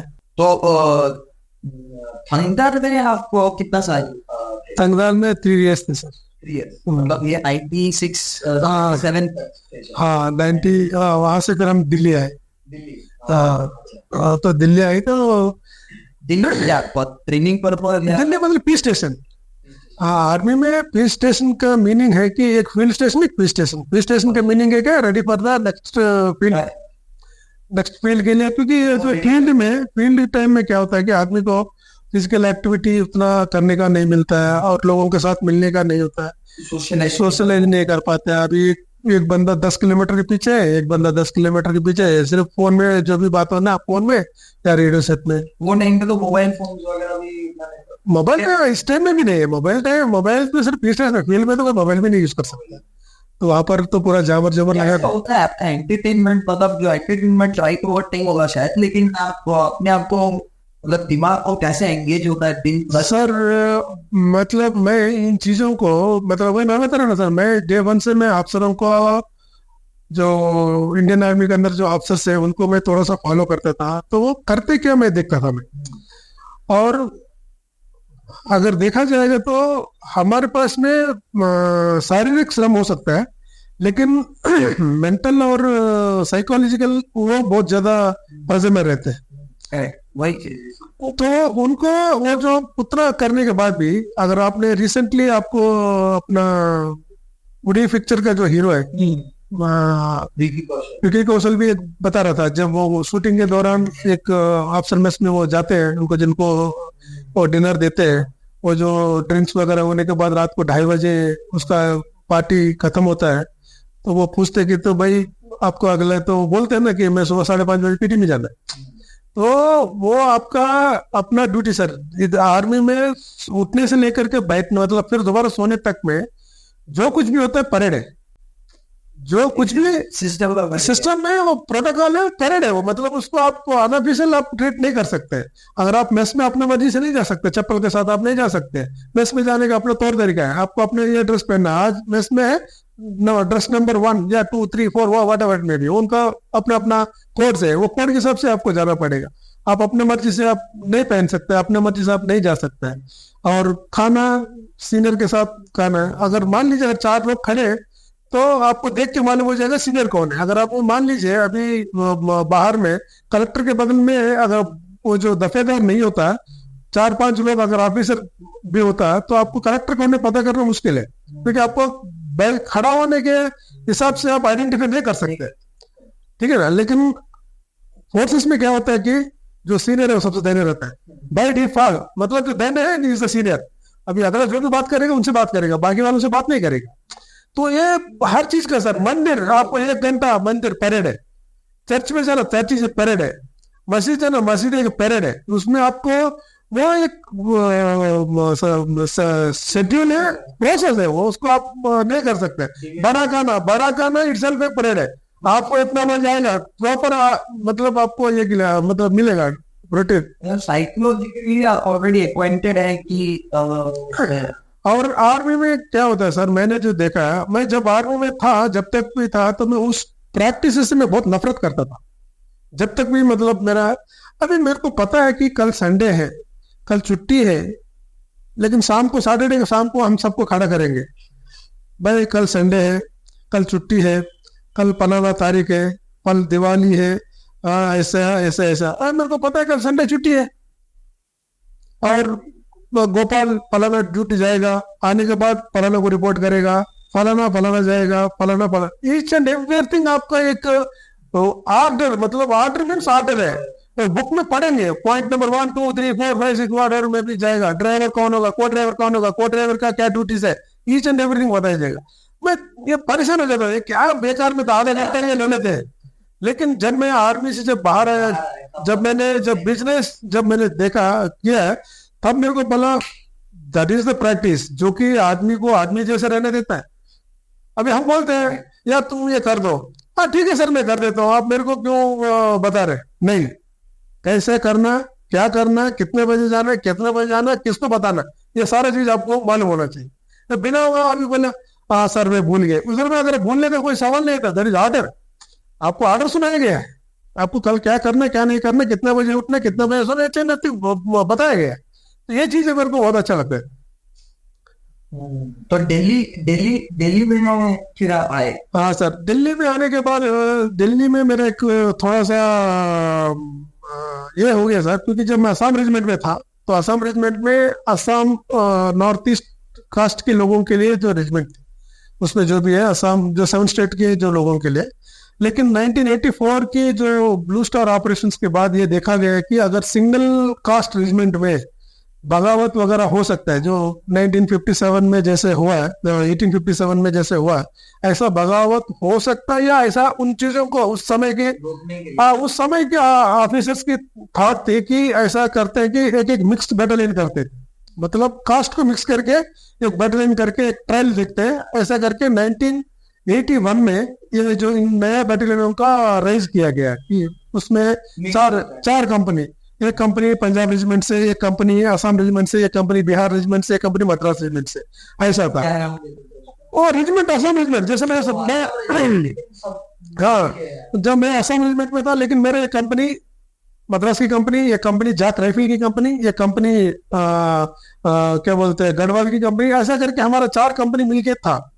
लेकिन तब दिल्ली में आने के बाद क्या हुआ कि आदेश क्या हुआ कि जनरल मलिक साहब तब थे, तब उनको ये चीजें ऐसा हुआ कि नहीं ऐसा नहीं होगा, जो जिस बैटालियन है उस बैटालियन से मतलब प्योर होगा, ये जो चीज है ये सक्सेस नहीं है, ये जो प्रोजेक्ट है सक्सेस नहीं है, मद्रास वाला मद्रास में जाओ, असम वाला असम में जाओ। तब हमको मद्रास में जाने की मिला है, तो मतलब बताया गया। तो लिटरली उस समय तब तक हम एक फैमिली जैसा इतना लोग थे, 1000 लोग एक साथ रह के।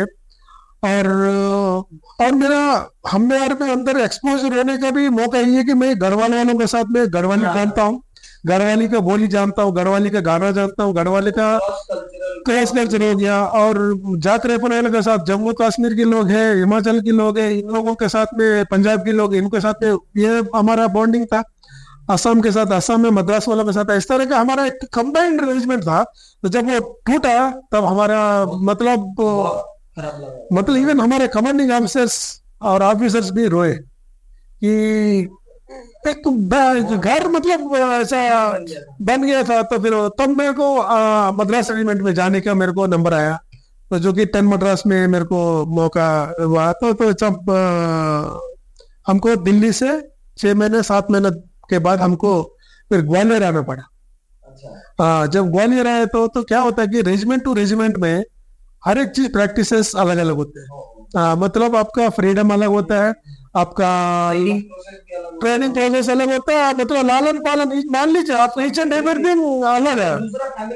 हाँ, अभी दूसरा फैमिली बेशक ये साउथ इंडिया वाला है, लेकिन इनके कल्चर अलग। आसाम रेजिमेंट में क्या होता है कि हमारा फ्री स्टाइल, मतलब फ्री स्टाइल बोलेगा तो ऑफिसर आकर के इधर बैठ सकते हैं, चलते चलते मेरे कंधे को बात कर सकते हैं। ऑफिसर का जो कुछ होते मैं डायरेक्ट ऑफिसर को बोल सकता हूँ। लेकिन यहाँ पर मैं क्या होता है कि प्रोटोकॉल से मतलब कुछ भी करने से पहले फलाना बताना, वो ओके करेगा तो ये बताना, ये ओके करेगा तो उसको बताना।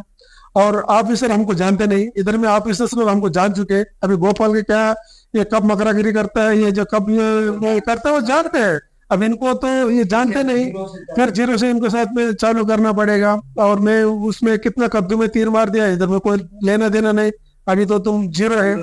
तो वो वाला हमको और डिफिकल्ट हुआ है। लेकिन बट मैं अडेप्ट करने के लिए मेरे को इसलिए क्योंकि मैं थोड़ा स्पेशलाइज मेरे इसमें थे, जैसे माइन फील्ड का मैं ये था, मतलब क्वालिफाइड था। माइन फील्ड को ये करने के लिए हमारा कुछ स्टोर्स होते, वो स्टोर्स को डील करने में मेरे को ये था। तो फिर इसके लिए मेरे को थोड़ा सा रिस्की होता है ना माइनिंग ये करना। हाँ सर, बिल्कुल बिल्कुल बहुत माइन हाँ, हम तो प्रैक्टिस, अगर माइन फील्ड जो प्रैक्टिस होता है डमी माइन से होता है सर, लेकिन जो क्वालिफाई करने के लिए लाइव माइन उसको डेमोन्स्ट्रेशन करना पड़ता है। हाँ, लाइव अगर कुछ खराब हो रहा होगा तो बोलेगा हाँ स्टॉप डेमोलिशन टीम है। हाँ, मतलब पाइनर, एक्चुअली हमारे को पाइनर टीम बोलते हैं, पहले पाइनर टीम बोलते थे, बाद में असंट सेक्शन बोलते थे, बाद में फिर असंट पाइनर बोलते थे। तो हमारा जो सेक्शन होता है, जो हमारा सेक्शन नाम हमारा सेक्शन जो लीडिंग सेक्शन होता है, जो कोई माइन फील्ड को रिकवरी करना है, जो भी अगर कोई बनाना या रॉक ड्रिल करना, मतलब इक्विपमेंट ऐसा मोटर्स इक्विपमेंट्स वगैरह वगैरह हमारे पास में होते थे। माइन फील्ड डिटेक्टमेंट, जो बॉम्ब डिटेक्टर्स वगैरह वगैरह, ये सारी चीज हमारे पास होते हैं। तो ग्वालियर के बाद कहाँ पे? फिर ग्वालियर से फिर मैं गया सर सिक्किम। हाँ, ग्वालियर से सिक्किम गया, ठंडा वाला। फिर ठंडा वो, फिर उधर में सिक्किम का वो ड्राई ठंडा है, मतलब उधर में आपका पूंछ या ऐसा नहीं है, नहीं है, लेकिन फिर कड़क सर्दी लगता है। और नंगा पहाड़ है, पूरा पहाड़ में कोई ओपन है, पहाड़ पूरा रॉक, ये कोई पेड़ पर बॉर्डर नहीं है। नहीं, बॉर्डर मतलब उधर में LAC है sir, line of actual control है। हाँ, लाइन ऑफ LAC है। आपको ये जो एरिया में हमारे LOC है। हाँ, मतलब LAC मीन्स क्या कि मतलब जस्ट लाइक कभी आप जमीन खरीद करेंगे तो आप सर्वेयर को बताएंगे, सर्वेयर आएगा, एक पत्थर डालेगा, उसके ऊपर आपको लिखा जोखी करेगा कि भाई इसका हद पूरा हो जाता है, साउथ में है और नॉर्थ में है, ऐसा ऐसा करके। That is LAC। उसमें हमारा बॉर्डर में लिखा होगा एक बहुत बड़ा, एक बड़ा पत्थर एक लिखा होगा, उसमें लिखा होगा ये इतना डिग्री इतना दूर तक ये है। तो फेंसिंग नहीं होगा, बट अंडरस्टैंडिंग एक पत्थर है, मतलब हमारा बॉर्डर का। लेकिन LAC में क्या होता है कि इमेजिनरी आपको, मतलब ये पेड़ है, वे पेड़ से 200 डिग्री ईस्ट को फलाना वो वाला पेड़ है, वो पेड़ के बीच के एक इमेजिनरी लैंड है, दैट इज LAC।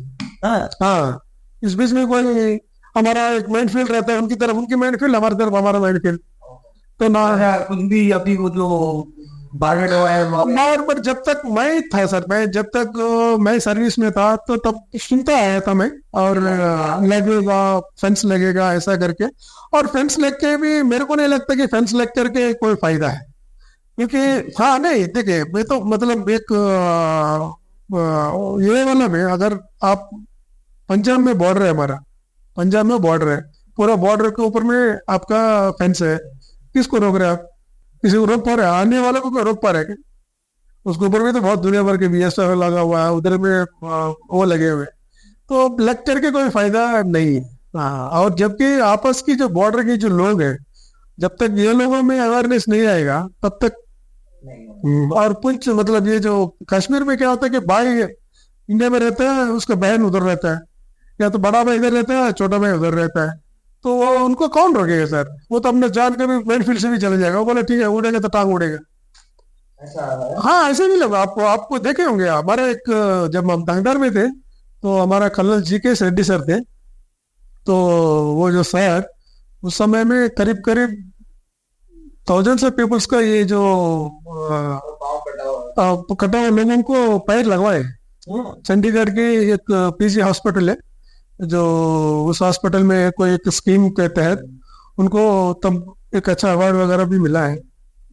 तो ऐसा बहुत लोग थे। वो बॉर्डर में आपको बहुत मिलेंगे सर, गाय मिलेंगे, जो वो पहले गाय को भेजेंगे, तो जब माइन फटेगा तो बिना पैर का गाय मिलेगा। तो लोगों के अंदर में क्या है कि ये पता नहीं कब का डाला हुआ मैन है, फटेगा कि नहीं फटेगा पता नहीं, ऐसा एक ओवर कॉन्फिडेंस है। तो इस तरह से है। तो फिर सिक्किम में हम लोगों ने सिक्किम के अंदर में हमने 2 एक्सरसाइजेस किए उधर में। 2 एक्सरसाइज करने के बाद फिर वहां से फिर हम आए, मेरठ आए। तो फिर मेरठ से आए, मेरठ से गए, मेरठ के बाद में फिर हम लोग फिर गए वो कुपवाड़ा, वो जो श्रीनगर टू तंगदार के बीच वाला आगे सेम डिस्ट्रिक्ट, जो तंगदार भी कुपवाड़ा डिस्ट्रिक्ट में आता है। तो वो डिस्ट्रिक्ट के अंदर गया था। तो ये लेकिन ये क्या था कि काउंटर इंसर्जेंसी ऑपरेशन था, तो वो फील्ड था, ये काउंटर इंसर्जेंसी ऑपरेशन है। तो जो काउंटर इंसर्जेंसी ऑपरेशन के अंदर में हम लोग थे डीप। और क्या कोई ऐसा मेमोरी जो हाँ सर, हमारा जो जितना उधर में हम 3 साल रहे, तो 3 साल के अंदर हमारा पूरा ऑपरेशन से, और मैं घातक टीम में था। तो घातक टीम बोला जाता है। घातक means it is special team, एक कमांडो टीम जैसा है, मतलब वो जो यूनिट की एक घातक टीम होता है। तो वो युवाटी नहीं, युवाटी के बाप है। हाँ घातक मीन्स वो मतलब उनको सिर्फ आपको जाना है और कुछ टारगेट जो मिलता है लेके आना है, ऐसा। हाँ मतलब नहीं मिलता तो नहीं आना, तो ऐसा है। तो उस समय में हमारा ऑपरेशन था। हम लोगों को बहुत कम हमको सोने को मिलता था, यानी कि 4 पे के ऊपर सोने का तो हमको शायद ही मैं भूल गया हूँ, मेरे को मिला कि नहीं मिला, क्योंकि जाना है, बाहर जाना है। और तब हमने कभी ये नहीं सोचा कि हमको खाना कौन देगा, ये कौन देगा। अरे जाना है, पहले 24 घंटे के लिए जाओ भाई, 24 घंटा हो गया ठीक है, एक्सटेंड हो गया 24 घंटे के लिए। अभी कभी हमने ये नहीं पूछा हमारे पास चावल नहीं है, दाल नहीं है, क्या खाएंगे क्या नहीं खाएंगे, ये हमने कभी पूछा नहीं। जो लेके जाते हैं सकतपरा जो भी है अपना, वही कहते हैं, वही सर सेल्फ सस्टेन हो करके जो भी करना है वो होता था। लेकिन मैं फौज से रिटर्न होने के बाद में मैंने देखा कि कभी सीआरपीएफ वाला, कभी बीएसएफ वाला, कोई दाल पतला है, कोई रोटी जल गया, ये सारी चीजें अभी जो सोशल मीडिया में मेरे को देखे बहुत मेरे को दुख लगा। क्योंकि आर्मी में हम लोग जो डिफेंस में हम लोग जब होता है, ठीक है हमारे लिए एंटाइटल है, हमारे लिए गवर्नमेंट तो पूरा राशन देता है, लेकिन आपका वो जो ड्यूटी पहले वो क्राइम है, तो ऐसा तो मरेंगे तो नहीं, मतलब इतना है कि हमारा जो ऑफिसर है हमें मरने नहीं देगा। लेकिन आपके साथ एक ट्रैजिक इंसिडेंट हुआ था बोल रहे थे ना वो? हाँ सर, हम एक बहुत सारे हमने काउंटर इंसिडेंस ऑपरेशन किए उधर में, बहुत सारे ऑपरेशन किए, बहुत अलग अलग ऑपरेशन का अलग अलग एक ये है। लेकिन एक ऑपरेशन ऐसा हुआ कि हम करीब करीब 100 आवर्स से ज्यादा हो गया ऑपरेशन करके। हाँ ऑपरेशन मतलब ये करके रोलिंग डाउन करके वापस आ रहे थे। करीब करीब 4-5 हाइडआउट्स को हमने, जो एम्प्टी हाइडआउट्स को हमने जलाया, जो मतलब ये किया। सिर्फ आकर के सिर्फ मतलब 2-2.5 किलोमीटर में हमारा कैंप है। तो एक जस्ट एक ब्रेक हुआ, लाइन हल्का सा ब्रेक हुआ, मैं आगे सबसे आगे था मैं। और जो सबसे पीछे था एक हमारा जो फ्रेंड है, जो वो भी तेलुगु वाला है, बट उसका नाम नूर मोहम्मद है। वो मेरे साथ बहुत अच्छा, आज भी मेरे साथ अच्छा है उसका ये। और वो देख रहा होगा तो प्रयोग होगा। वो सबसे लास्ट में था। वो सबसे लास्ट में आकर के मेरे पास आया। उसके पास 85 mm की आर्मी गन थी, जो बॉर्डर सिनेमा में आपने देखा है, जो सन्नी देओल ऊपर एक जो फायर करते हैं, वो गन उसके पास थे। तो फिर मेरे पास तो मैं एक्सप्लोजिव में डेमोलिशन मैन था टीम का। तो फिर मेरे पास है, आप आगे बहुत तेज चल रहा है, आप मैं इधर रहता हूँ, आप पीछे जाओ, तो करके बोला। तो फिर मैं बोला ठीक है, आ ही गए तो फिर जाने में क्या है, तो आ जाओ। तो दोनों के बीच में ऐसा, जब हम दोनों बात करके हम निकलने वाले थे, जस्ट मैं पीछे को मुड़ा, ऐसा जस्ट जैसे मैं पीछे को मुड़ा, हम दोनों के बीच में एक आईईडी फट गया। पहले से वो प्लांट किया हुआ है, मतलब भाई पानी से आने वाले नहीं, ये उग्रवादी, हाँ उग्रवादी लोगों ने पहले से प्लांट किया हुआ, वो हमारा बीच में फायर कर गया। वो सीन मेरे को आज भी मेरे को याद है। मतलब इतना मतलब ये है, पीछे में मुड़ा हुआ था, फटा है। फटने के बाद मुझे ऐसा लगा कि 10-15 आदमी धक्का मारने से क्या फोर्स लगता है, जोर से फोर्स लगे। तो मैं ऐसे भाग भाग करके जा रहा था, मेरे को पता नहीं चल मैं जा रहा हूँ। जमीन में हाथ और पैर ऐसे ऐसे करके जा रहा था, लेकिन थोड़ी देर के बाद रुक गया है। और मैं पीछे मुड़ करके देखता हूँ तो मेरे कान सुनाई नहीं दे रहा है।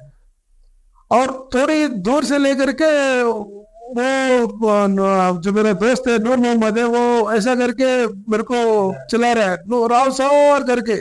थोड़ी देर के बाद मेरे को बुला के वो राव साहब करके बुला रहा है। तो फरे था, तो नूर से राव साहब करके बोल रहा था। तो राव साहब बोल रहा था, उसको पूरा बॉडी खून था उसका, पूरा इधर खून था, यहाँ खून था। तो मेरे को तो पता नहीं मेरे को क्या हो गया, मैं तो पीछे आने लगता हूँ, पूरा धुआं धुआं हो गया। और मेरे को भी स्प्लिंटर लग गया हेड में, हेड इंजरी हो गया मेरा भी। लेकिन मेरे को पता नहीं, क्योंकि पूरा पीछे बिक गया है, पूरा खून तो पीछे है, गर्मी में हमको पता नहीं चल रहा है। तो इतना में फिर पीछे किसी ने देखा, रहा भाई राव सर आपका तो पूरा पीछे खून है। तो मेरे को चोट कहाँ लगा पता नहीं, अंदर लगा कहाँ लगा पता नहीं, लेकिन यहाँ से पूरा वो उधर लगा। तो आर्मी में क्या होता है कि हेड इंजरी को थोड़ा सीरियस ले लेते, बाकी जो इंजरीज को थोड़ा सा मतलब प्रायोरिटी अलग है, लेकिन देते हैं। तो फिर इसके बाद तुरंत हमारा कॉल हुआ, एम्बुलेंस ये वो वगैरह। मैं तो वेस्ट में नहीं, मैं तो बिल्कुल बढ़िया था, मुझे कोई प्रॉब्लम नहीं। मतलब थोड़ी देर के लिए मेरे को ऐसा करके हो गया था। लेकिन एक आईडी को जिंदगी में पहली बार दोनों ने पढ़ते हुए देखा, सुनता आईडी पढ़ता, लेकिन उसके बाद हमको, लेकिन हमारे यहाँ आर्मी में मतलब क्या हमको सिखाते हैं कि जब पहले फटता है तो सब उसके बाद फिर दोबारा गैदर नहीं होगा, क्योंकि वो ये एक चाल होता है कि अगर एक बार फटने के बाद फिर जब आप गैदर हो गए तो दूसरा एक अल्टरनेटिव उनके पास एक रहता है। तो इसलिए फिर हम थोड़ा सा दो हो गए, स्कैटर होने के बाद फिर उसके बाद उनको बुला करके और एम्बुलेंस में, हमको नजदीक वाला फील्ड एम्बुलेंस में लेके जा रहा था। तो कोई मेरे को सुनाई दे रहा था कि एम्बुलेंस वाला बता रहा है कि हार्ट इंजरी है, बहुत उसका ब्लीडिंग हो रहा है।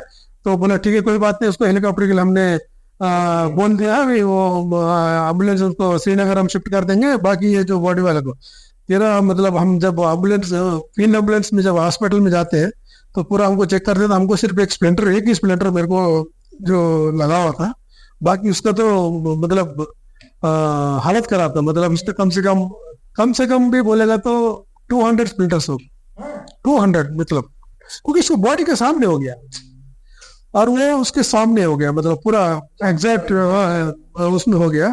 तो था तो एम्बुलेंस में भी, फील्ड एम्बुलेंस में भी ऐसा जगह, ऐसा मतलब उस समय कैजुअलिटीज थे।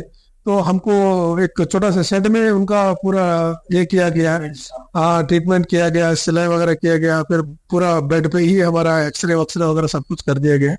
तो बाद में पता चला कि गोपाल का अभी इतना मतलब ये नहीं है कि ऑब्जर्वेशन में है। तो फिर लेकिन उस बंदे का तो बहुत बुरा हाल था सर, बहुत मतलब बुरा हाल तो बहुत बुरा हाल था। अभी अभी वो कैटेगरी मतलब आर्मी में एक प्रोसीजर है जो इस तरह का कि कैटेगरी बोलते हैं जिसको फिट सर्विस नहीं है, तो वैसा है। और वो भी उसका भी बैटल कैजुअलिटी मेडल मिला, मेरे को बैटल कैजुअलिटी का मेडल मिला, जो बहुत मतलब कम लोगों को मिलता है, तो वो मिला है। मतलब इसमें मतलब हमने देश के लिए खून कौन दिया है? है, तो वो मतलब वो कुछ नसीब है हमें। यही तो हाँ, आदमी जीता है। हाँ, तो ये चीज है। और हमको भगवान ने वो मौका हमको दिया है। और बट इन द जो पूरा ड्यू कोर्स में हमने बहुत कुछ सीखा है सर, मतलब इतना सीखने को हमको मिला है। आर्मी के अंदर में क्या है सर, जवान से लेकर के जनरल तक मैंने जो देखा है, एनी प्रमोशन बिना पढ़ाई लिखाई का होता ही नहीं। आपको आपको आपको अपडेट बिना अपग्रेड किए, बिना स्पेशलाइज्ड आपको किए, बिना कोर्सेज के आप बन ही नहीं सकते। हाँ, अगर आप हो सकता है बहुत बड़ा बुद्धिमान जीवी हो सकता है, लेकिन आपको टाइम टू टाइम आपका ड्यू कोर्स करना पड़ेगा, उसको क्वालिफाई करना पड़ेगा, इसके बाद आपका रिकॉर्ड भी आपको मेंटेन करना पड़ेगा, तब जा करके आपको मिलेगा। तो आर्मी के टाइम क्या क्या प्रोफेशनल कोर्सेज मेरे को आर्मी के दौरान जो आर्मी में ज्वाइन होने के बाद में मेरे को ऐसा मिला, इंजीनियरिंग कोर्स मेरे को इंजीनियरिंग डिप्लोमा करने का मिला। एक कोर्स मेरे को शॉर्ट कोर्स बोलते हैं, जो कि मैंने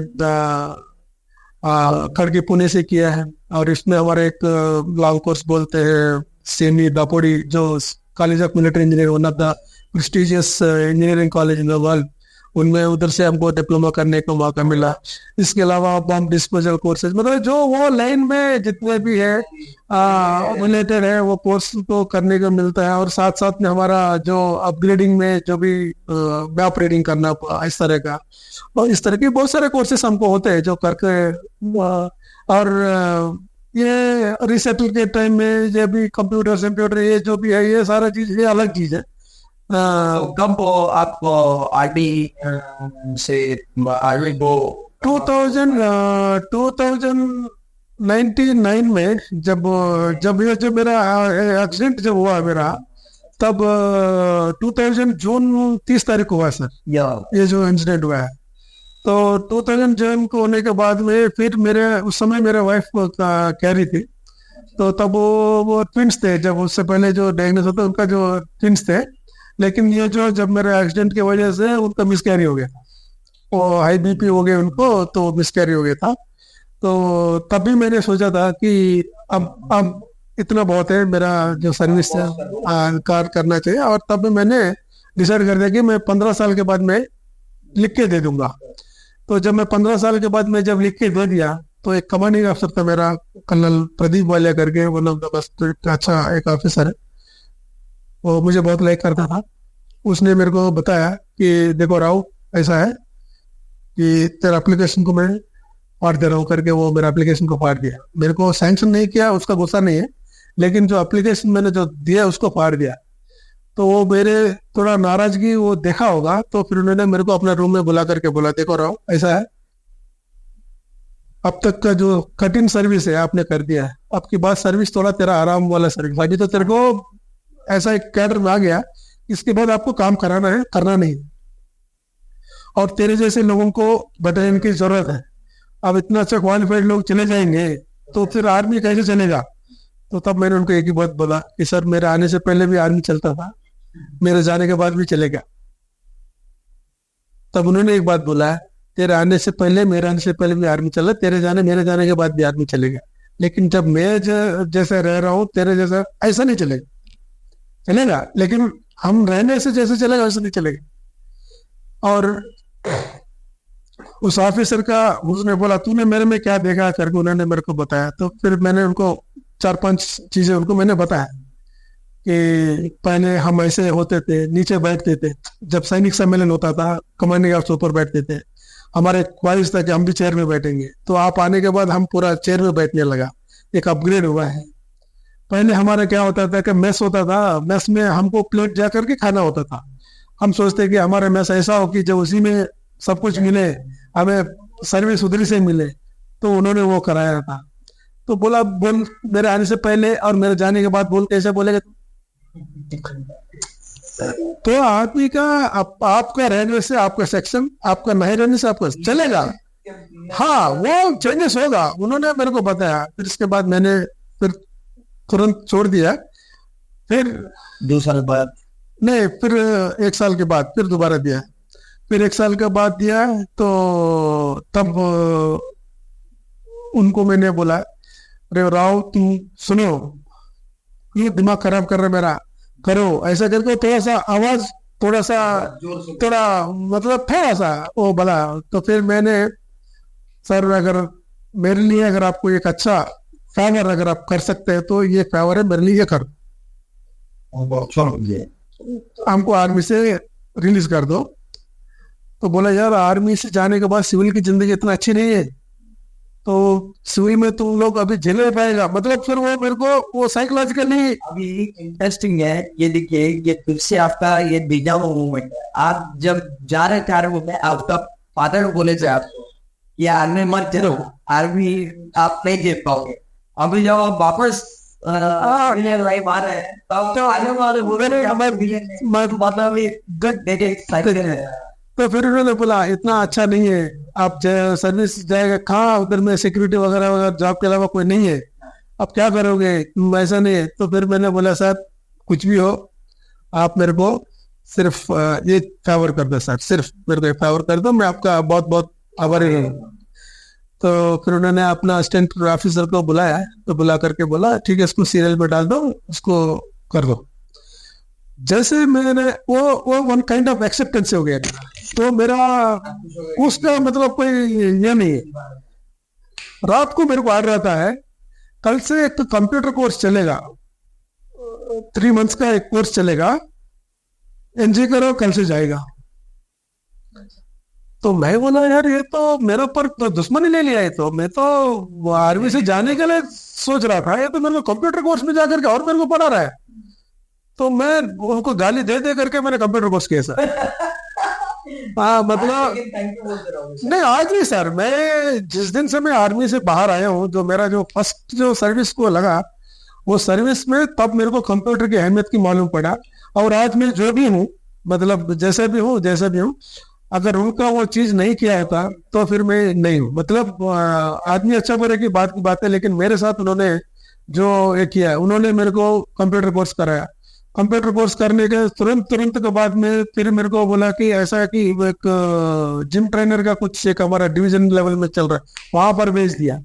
वो 3 महीने के लिए वो कोर्स कर दिया। और इसके बाद इस तरह की मेरे को एंगेज रखा, मतलब पूरा ऐसा एंगेज करके हाँ चलता रखा। और कुछ जिम इंचार्ज बना दिया, जो कि सुबह से शाम तक गाली खाते रहने वाला एक जॉब है, जो कि जिम को ये करना है। क्योंकि जिम मतलब लोग आने से आधा घंटा 1 घंटा पहले जाना है, लोग जाने के आधा घंटे 1 घंटा बाद जाना है। तो ये जो चीज है, बाकी हमारे रेगुलर ड्यूटीज के अलावा ड्यूटीज है, तो ये सारा चीज है। तो फिर मैं करके कुल मिला करके कैसा भी हो, लेकिन मेरा जो एग्जिट जो आर्मी से जो हुआ था सर, मेरा जो आर्मी से एग्जिट जो हुआ है, तो मेरे को बहुत मतलब लोगों ने, मतलब मैं बास्केटबॉल खेलता था तो बास्केटबॉल टीम की तरफ से है, और पायनियर जो हमारे जो सेक्शन है वो टीम की तरफ से है, और बटालियन की टीम्स की तरफ से है। मतलब इतना अच्छा एक ऐसा एग्जिट मतलब हुआ है कि मतलब आप ये यकीन कीजिए कि मतलब एक आप जब ट्रेन करके भेजा गया कि आप ऐसा, मतलब वो अलग चीज है। और जो ट्रीट भी, बाकी मैं तब तक जब तक मैं सर्विस में था तब तक ऐसा ट्रीट मैंने किसी को होते हुए देखा नहीं, जो ट्रीट मेरे साथ हुआ है। अरे एनजी के राव कहा फलाना जगह पार्टी में, एनजी के राव कहा फलाना वाला पार्टी में, ऐसा करके माहौल था उधर में। और मैंने इतने ढेर सारे मतलब गिफ्ट के साथ मैंने मतलब वहां से मैं निकला, जो कि मैं तब तक की सर्विस में मैंने किसी को ऐसा होते हुए मैंने नहीं देखा। और आज भी मैं लोगों के साथ में देखे सर, किसी ऑर्गेनाइजेशन में, किसी भी पुलिस या किसी में भी, अगर कोई भी डिपार्टमेंट में भी सर्विस छोड़ कर मेरे 20 साल हो गया। 20 साल के बाद कौन किसको याद रखता है सर? लेकिन इन 20 सालों में वो कोई एक बंदा नहीं है जो बंदा जो जिनके साथ मैं सर्विस किया वो मुझे याद नहीं करता या मेरे से बात नहीं करता। आप भी कांटेक्ट अब मैं भी कांटेक्ट में रहता हूँ, मैं भी उतना दोनों साइड से। और जब कभी भी कोई मौका होता है हमें बुलाते हैं कि आने के लिए आमंत्रित करते हैं, हम जाते हैं। और इसके अलावा भी बीच बीच में कुछ हम लोगों का गेट टुगेदर वगैरह करते हैं, तो वो उनमें हमको वो पुराना, हाँ मतलब इसलिए वो दूर होने से भी खर्चा होने से भी हम जाते हैं, क्योंकि वो जो वो चीजें नहीं भूलता है। मेरा वाइफ खुद मेरे को बोलता है कि आप वो होने जाओ जरूर, क्योंकि जब आप उधर से जाके जब आते हो तो आपका शक्ल, आपका एनर्जी और आपका जो शक्ल देखने को बनता है, हाँ वो नया की टाइम में तो वैसा रहता है सर। मतलब वो चीज है सर, सही में मतलब वो है। आज भी लोग जो मेरे सीनियर है, आज भी सीनियर है, आज तब भी मेरे को गाइड करते थे, आज भी गाइड करते। और जूनियर है जो मेरे पहले मेरे से ये लेते, आज भी मेरे से ये करते हैं। ताजुब की बात यह है कि सर मेरा अभी 20 साल होने वाला है, रिसेंटली मेरा एक जवान मेरे को फोन करता है, फोन करके मेरे को पूछता है कि सर वो जो चार्ज करने के टाइम में डेमोलेशन में जो डबल इनिशिएशन में सेकंड इनिशिएशन किसके थ्रू देना पड़ेगा? वो प्रोसेस मतलब जिस प्रोसेस को मैं 20 साल पहले छोड़ दिया हूँ, मतलब वो कितना पता नहीं इसके बाद में क्या एक्सपेरिमेंट्स हो गया, क्या चेंजेस हो गया वो पता नहीं। क्योंकि जिस दिन मैं आर्मी में हुआ है, उस जिस दिन मैं आर्मी से बाहर आया, मैंने आर्मी को बहुत ट्रांसफॉर्म होते हुए देखा, मतलब बहुत, मतलब जमीन आसमान का फर्क मैंने देखा। पहले में क्या होता था कि वो अगर गन को फायर करना है तो मुझे रेंज का मालूम करना पड़ेगा। मेरा राइफल 400 मीटर फायर करता है, और 400 मीटर में कैसे गिनती करूंगा वो टारगेट 400 मीटर है कि नहीं? तो उसका एक प्रैक्टिस होता था कि खड़ा करो, जजिंग डिस्टेंस करो, हाँ ये कितना डिस्टेंस है, बी कितना डिस्टेंस है, सी कितना डिस्टेंस है। फिर इसके बाद फिर एवरेज करके बोलते थे ठीक है 350 मीटर, चलो लगाओ 400 मीटर में फायर करो। मैं आर्मी से बाहर रहते थे, ऐसा हो गया कि लेजर रेंज फाइंडर आ गया, पता करने की जरूरत नहीं, लगाओ टारगेट लगाओ, नहीं सर लगाओ, टिक करो, ट्रिगर दबाओ, बताएगा 275.5 मीटर प्लस माइनस 5 मीटर। तो आप एग्जैक्ट मतलब कर सकते हैं, लेजर रेंज फाइंडर आ गया, मतलब टेक्नोलॉजी चेंज हो गया। गन्स पहले तो हमारा 3 था, इंसास आ गया। तो इस तरह के बहुत सारा ट्रांसफॉर्मेशन हो गया है।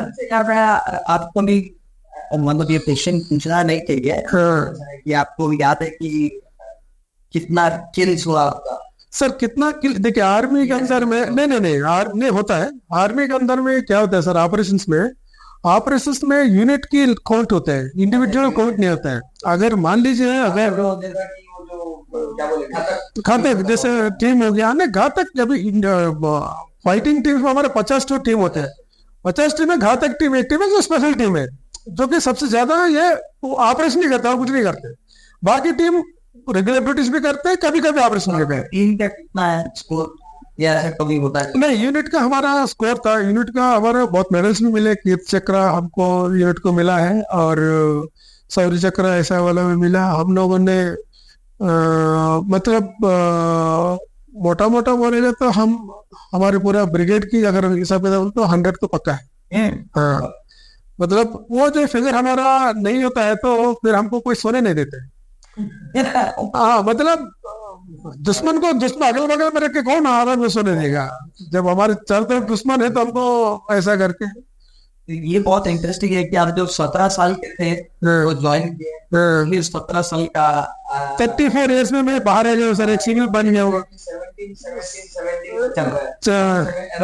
इयर्स हो गया। हाँ सर, और थर्ड हो गया, और फोर्थ है, फिफ्थ और भी इनिंग है। लेकिन ना मेरे को ये बताइए कि आर्मी का कौन सा हैबिट या ऐसा कौन सा नेचर या ट्रेट आपको लगता है जो आप आज भी यूज करते हैं? कौन सा ऐसा नेचर है या जो आपका सीख है, जो आपका लर्निंग है, जो आपको लगता है कि आज भी मैं यूज कर रहा हूँ? हाँ सर, आर्मी का मैं एक्चुअली आर्मी का कोई भी चीज में ये नहीं करता हूँ, जैसे कि डिसिप्लिन है, रिपोर्टिंग प्रोसीजर है, और थ्रू प्रॉपर चैनल, ये जो चीज है जो कि आजकल में कोई उस चीज को इतना पसंद नहीं करते। आजकल तो 0 से 10 डायरेक्ट बात करता है, लेकिन उसमें हो सकता है थोड़े मतलब जल्दबाजी में कोई फायदा हो सकता है, लेकिन लॉन्ग लास्टिंग में ना रिलेशन बनेगा ना आपका ये मिलेगा। और आदमी का अगर मान लीजिए किसी का कैलिबर को अगर हमको नापना है तो कैलिबर नापने का आज के दिन में पेशेंस, उसकी पोटेंशियल, उसकी क्या ऐसे तो ये सब चीजें देखने पड़ते हैं। कैसे मिलेगा अगर मैं हाँ नहीं है अभी। हाँ क्योंकि 10 नंबर जो अथॉरिटी है 1 नंबर को बहुत एक्सेस दे दिया है, तो 1 नंबर डायरेक्ट बोला जा रहा है, जो बीच के 9 नंबर तो उनको कोई पता नहीं तो हो क्या रहा है। तो लेकिन आर्मी में ऐसा नहीं होता सर। आर्मी में मेरा सेक्शन कमांडर, मेरा प्लाटून कमांडर, मेरा कंपनी कमांडर, ये जो लेवल्स है प्रॉपर चैनल होता है। तो मैं आपका एक रिलेशन बनता है सर। और एक है, शायद मेरे को लगता है जो आप बहुत अच्छा करते हैं वो है दिस टीम वर्क भी, मतलब आप ये भी एक चीज जैसे आप बोले कि खाली अकेला नहीं पॉइंट नहीं है, सबको साथ जब साथ में सर। देखिए आपको टीम वर्क में इतना आपका भरोसा हो जाता है। अभी जैसे अगर ऑपरेशंस में एक बंदा वहां पर हमारे लिए रहता है, एक बंदा रहता है, मैं पीछे रहता हूँ जिसको फायर एंड मूव बोलते हैं हम, मतलब फायर करके मूव कर रहे हैं, तो वो बंदा बोलता है मैं नहीं देखा वो आगे क्या है, लेकिन वो बंदा मेरे को, वो बंदा देख रहा है तो क्या है, वो बंदा मेरे को इशारा कर रहा है, मतलब इतना में मैं चले जाता हूँ। भरोसा है उसके ऊपर मेरा, उसके ऊपर मेरा इतना भरोसा है कि ट्रस्ट है कि मतलब वहां पर मेरे को जाना है। अभी उधर में है चले है क्या मेरे को नहीं पता, ये ग्रुप है तो जाना है, मतलब वो मेरे को बता रहा जाने के लिए मेरे को जाना है। तो वो जो बॉन्डिंग है ना सर, वो बॉन्डिंग आएगा कैसे जब तक अगर आप वो चैनल में या इसमें ये नहीं रहेगा तो फिर मैं तो होगा नहीं। तो ये चीजें मेरे को वो लगता है सर। और रिपोर्टिंग प्रोसीजर एक आर्मी के अंदर में वो बहुत स्ट्रांग है, जो आज के दिन में आर्मी जैसा है तो इस बिकॉज ऑफ रिपोर्टिंग प्रोसीजर्स। अगर जनरल रात को सोने से पहले पूरा आर्मी का हाल चाल सुन के सोते हैं, तो उनसे नीचे जितने भी ऑफिसर्स हैं, जितने भी जो चेन है सेक्शन कमांडर से लेकर के पूरे जो लेवल तक में सभी अपना पूरा रिपोर्ट करके भाई मेरे बंदा सब ठीक ठाक है, सब इसमें है, कोई ये नहीं है। तो ये जो चीज है ना सर, वो मेरे को बहुत अच्छा लगता है।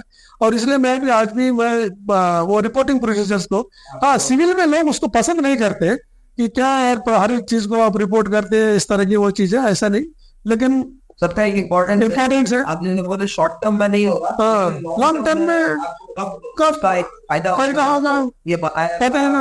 हाँ अभी सडनली अगर आपको मैं बाईपास करके मैं ऊपर चले जाता हूँ, कल को कुछ हो जाता है, मीटिंग में मैं तो रहता नहीं, आप रहते हैं, अगर आप रहने के टाइम पर अगर आपको कुछ हो जाएगा तो आप ब्लैंक माइंड है, बिकॉज आप उसको आपके बारे में उसको जानकारी ही नहीं।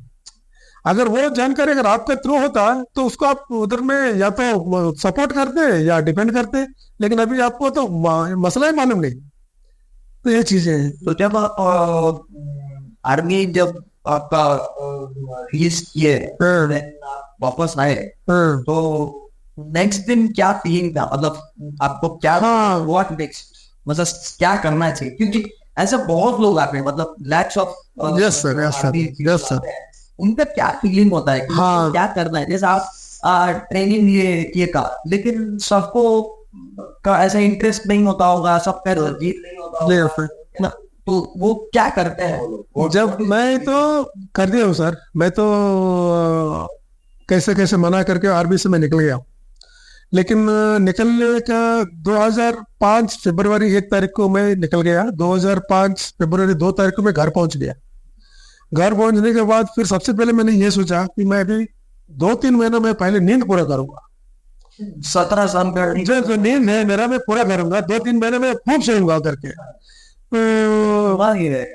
नींद आता नहीं, जब रात को मैं सोता हूँ तो अभी तो आता कि अभी करेगा क्या। अभी लोग पूछते उधर तो बोलते कमांडिंग ऑफिसर पूछते तो क्या करेगा, हाँ सर मेरे पास तो गाड़ी है, मैं जिम में ये कर दूंगा वो कर, क्योंकि उनका तो मेरे को निकलना था, तो हम तो ये कर करके आ गए, लेकिन इधर में तो कुछ भी नहीं है। और ऐसा भी नहीं है कि मेरे फैमिली में कोई 10 एकड़ का जमीन है चलो ठीक फार्मिंग कर दे, या फिर ऐसा परिवार से भी नहीं है कि हम कुछ और कुछ कर दे। एकमात्र ये है कि फिर कोई दूसरा जॉब ही ढूंढना था। तो भगवान की दया से सर मेरे को जो मेरी ये कॉम्पिटेंसी बोलिए, कैपेबिलिटी बोलिए, लोगों के साथ रिलेशन बोलिए, तब मेरे जिंदगी में कैप्टन श्रीधर मॉर्निंग ही एंटर होते हैं। तो जो आर्मी से रिटायर होने के जो सबसे पहले वो सुबह से मेरे को कम से कम 10-15 कॉल किए। नहीं, जिस दिन वो किए थे 2005 फरवरी में, मार्च में किए, मैं उठाया नहीं। मैं सोचा कि अभी उठाएगा तो पता नहीं क्या काम बताएगा, अभी कहीं जाने के लिए बोलेगा या आने के लिए बोलेगा या कुछ करने के लिए बोलेगा, पता नहीं। ऐसा करके सोच करके मैं रात को 9 बजे उठाया उसे। रात को 9 बजे उठाने से बोला ऐसा करो, कल सुबह 100 किलोमीटर दूर में एक जगह है, वहां पर जाकर के एक आदमी से मिलो। जैसे मैं सोचा वैसे बोला।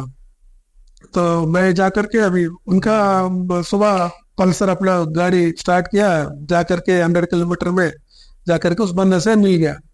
तो बंदा बोला कि भाई देखो ऐसा ऐसा है, मेरा एक फैक्ट्री है, स्मॉल स्केल इंडस्ट्री है, तो उसमें मेरे को एक फैक्ट्री इंचार्ज ढूंढ रहा हूँ। मैं तो मॉर्निंग श्रीधर को ही मांग रहा हूँ, लेकिन वो तो आया नहीं, आपको भेजा है। तो बोला कि ये तो मेरे से ज्यादा कैपेबल है, इसलिए मेरे को आपको रिकमेंड किया है ऐसा क्या। तो फिर बोला ठीक है। तो फिर मैं अभी रिटर्न में जा करके फैक्ट्री में गया, फैक्ट्री में देख के फैक्ट्री का मैंने संभाल दिया। तब मेरा जो फर्स्ट जो सैलरी था वो 8,000 था मेरा सैलरी। 2005 में मेरा सैलरी 8,000 था। तब मेरे साथ जो निकले हैं आर्मी से या मेरे से पहले जो निकल चुके थे, उन लोगों की जो सैलरी, एवरेज जो सैलरी था 2,500 हाईएस्ट था, और कोई रोटी वोटी करने से 3,500 रुपए कुछ लेते थे। तो 8,000 मेरा सैलरी था, जो फर्स्ट मंथ सैलरी था। और इसके बाद 2-4 महीने के बाद मेरा सैलरी 10,000 कर दिया गया। आपका परफॉर्मेंस और उस देख करके 10,000 कर दिया गया। तो 10,000 तक हाईएस्ट सैलरी थी उस समय की। तो फिर इसके बाद उसी फैक्ट्री में काम करने के बाद वो एक डुपॉन्ट का एक यूएस कंपनी डुपॉन्ट कंपनी थे, तो वो कंपनी के ये हमारे कन्वर्टर थे। तो फिर कंपनी के कन्वर्टर होने के नाते इनका और कंपनी के बीच में थोड़ा सा डिफरेंसेस हुए। तो कंपनी ने मेरे को अप्रोच किया कि भाई देख ऐसा कि पूरा ये 2 साल तूने काम किया है, उसने तो कोई काम नहीं किया, लेकिन अगला तेरे को करना है तो हमारे साथ एज ए कन्वर्टर आपको करना है, तो आप हमारे साथ कर सकते हो। मैं आपके लिए उनके मैं देंगे, आपको देंगे। यही चीज जाकर के फिर मैं उनको बोला कि सर कंपनी वाला ऐसा बता रहा है। हाँ बोले, क्योंकि भाई मेरा लाइफ को उन्होंने ये दिया तो फिर उसको कैसे मैं करूँगा सर, ऐसे ऐसा उन्होंने बोला।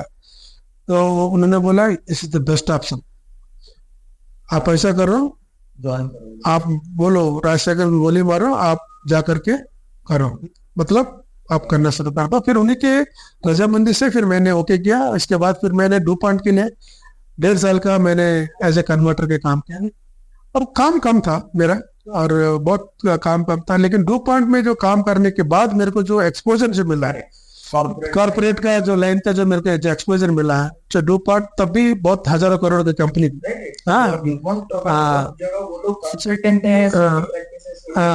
तो फिर उस समय में करने के बाद मेरे को फिर एज ए करीब उनके साथ में मैंने अच्छा बिजनेस किया सर। करीब साल में मतलब 4.5 करोड़ रुपए का इतना तक का मेरा टर्नओवर हो जाता था, जो कि मेरा जो पूंजी थी 4.5 लाख रुपए की, उसको इन्वेस्ट करके 4.5 करोड़ रुपए का मेरा ये हो जाता था। लेकिन मेरे एज ए सिंगल ओनर, मतलब एज ए प्रोपरेटर मेरा काम होता था।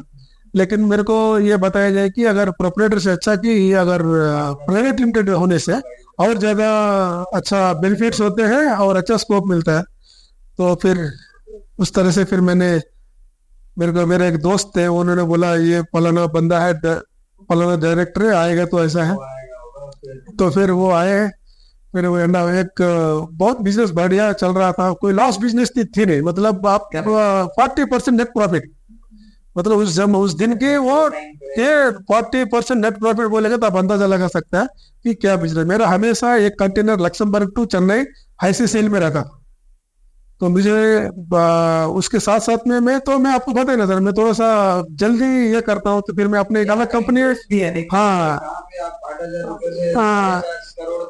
10 में आपने इंटरेस्ट हाँ, और इसके बाद फिर मैं क्या इंपोर्ट क्या होता है, एक्सपोर्ट क्या होता है, अच्छा अच्छा चलो ठीक है, अब इंपोर्ट एक्सपोर्ट के हाँ, तो फिर मैंने एक और एक कंपनी बनाई। ये कंपनी बनाकर उसको इंपोर्ट एक्सपोर्ट आज मैं एक्टिव में है।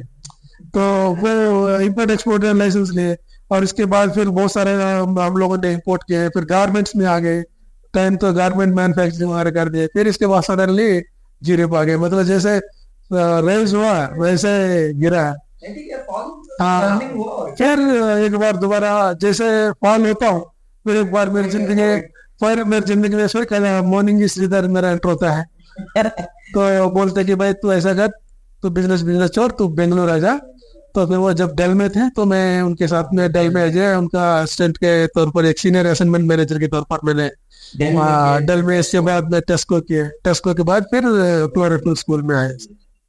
तो ये तो आपका जर्नी रहा, लेकिन coming towards the end of जो हम लोग का मॉड्यूल है, ये जो बहुत सारे हमारे जो सब्सक्राइबर होते हैं मोस्टली यंग लोग हैं, कॉर्पोरेट से भी हैं, तो यंग लोगों को आपका क्या मैसेज होगा इन टर्म्स ऑफ उनको कैसे मोटिवेट करना है to join the defence force, या वो कैसे एस्पायर करना चाहिए या नहीं भी करना चाहिए? लोग एक्चुअली प्राउड तो होते ही है, लेकिन जाना कितने लोग चाहते हैं, दैट इज ऑल्सो इम्पोर्टेंट। अभी जैसा यू आर प्रिविलेज कि आपका थर्ड जनरेशन थे, लेकिन जिनका जनरेशन इंजीनियर्स हैं या डॉक्टर्स हैं, तो वो लोग लेकिन how to inspire more people to, ये कैसे करना चाहिए, या आपका क्या मैसेज होना चाहिए?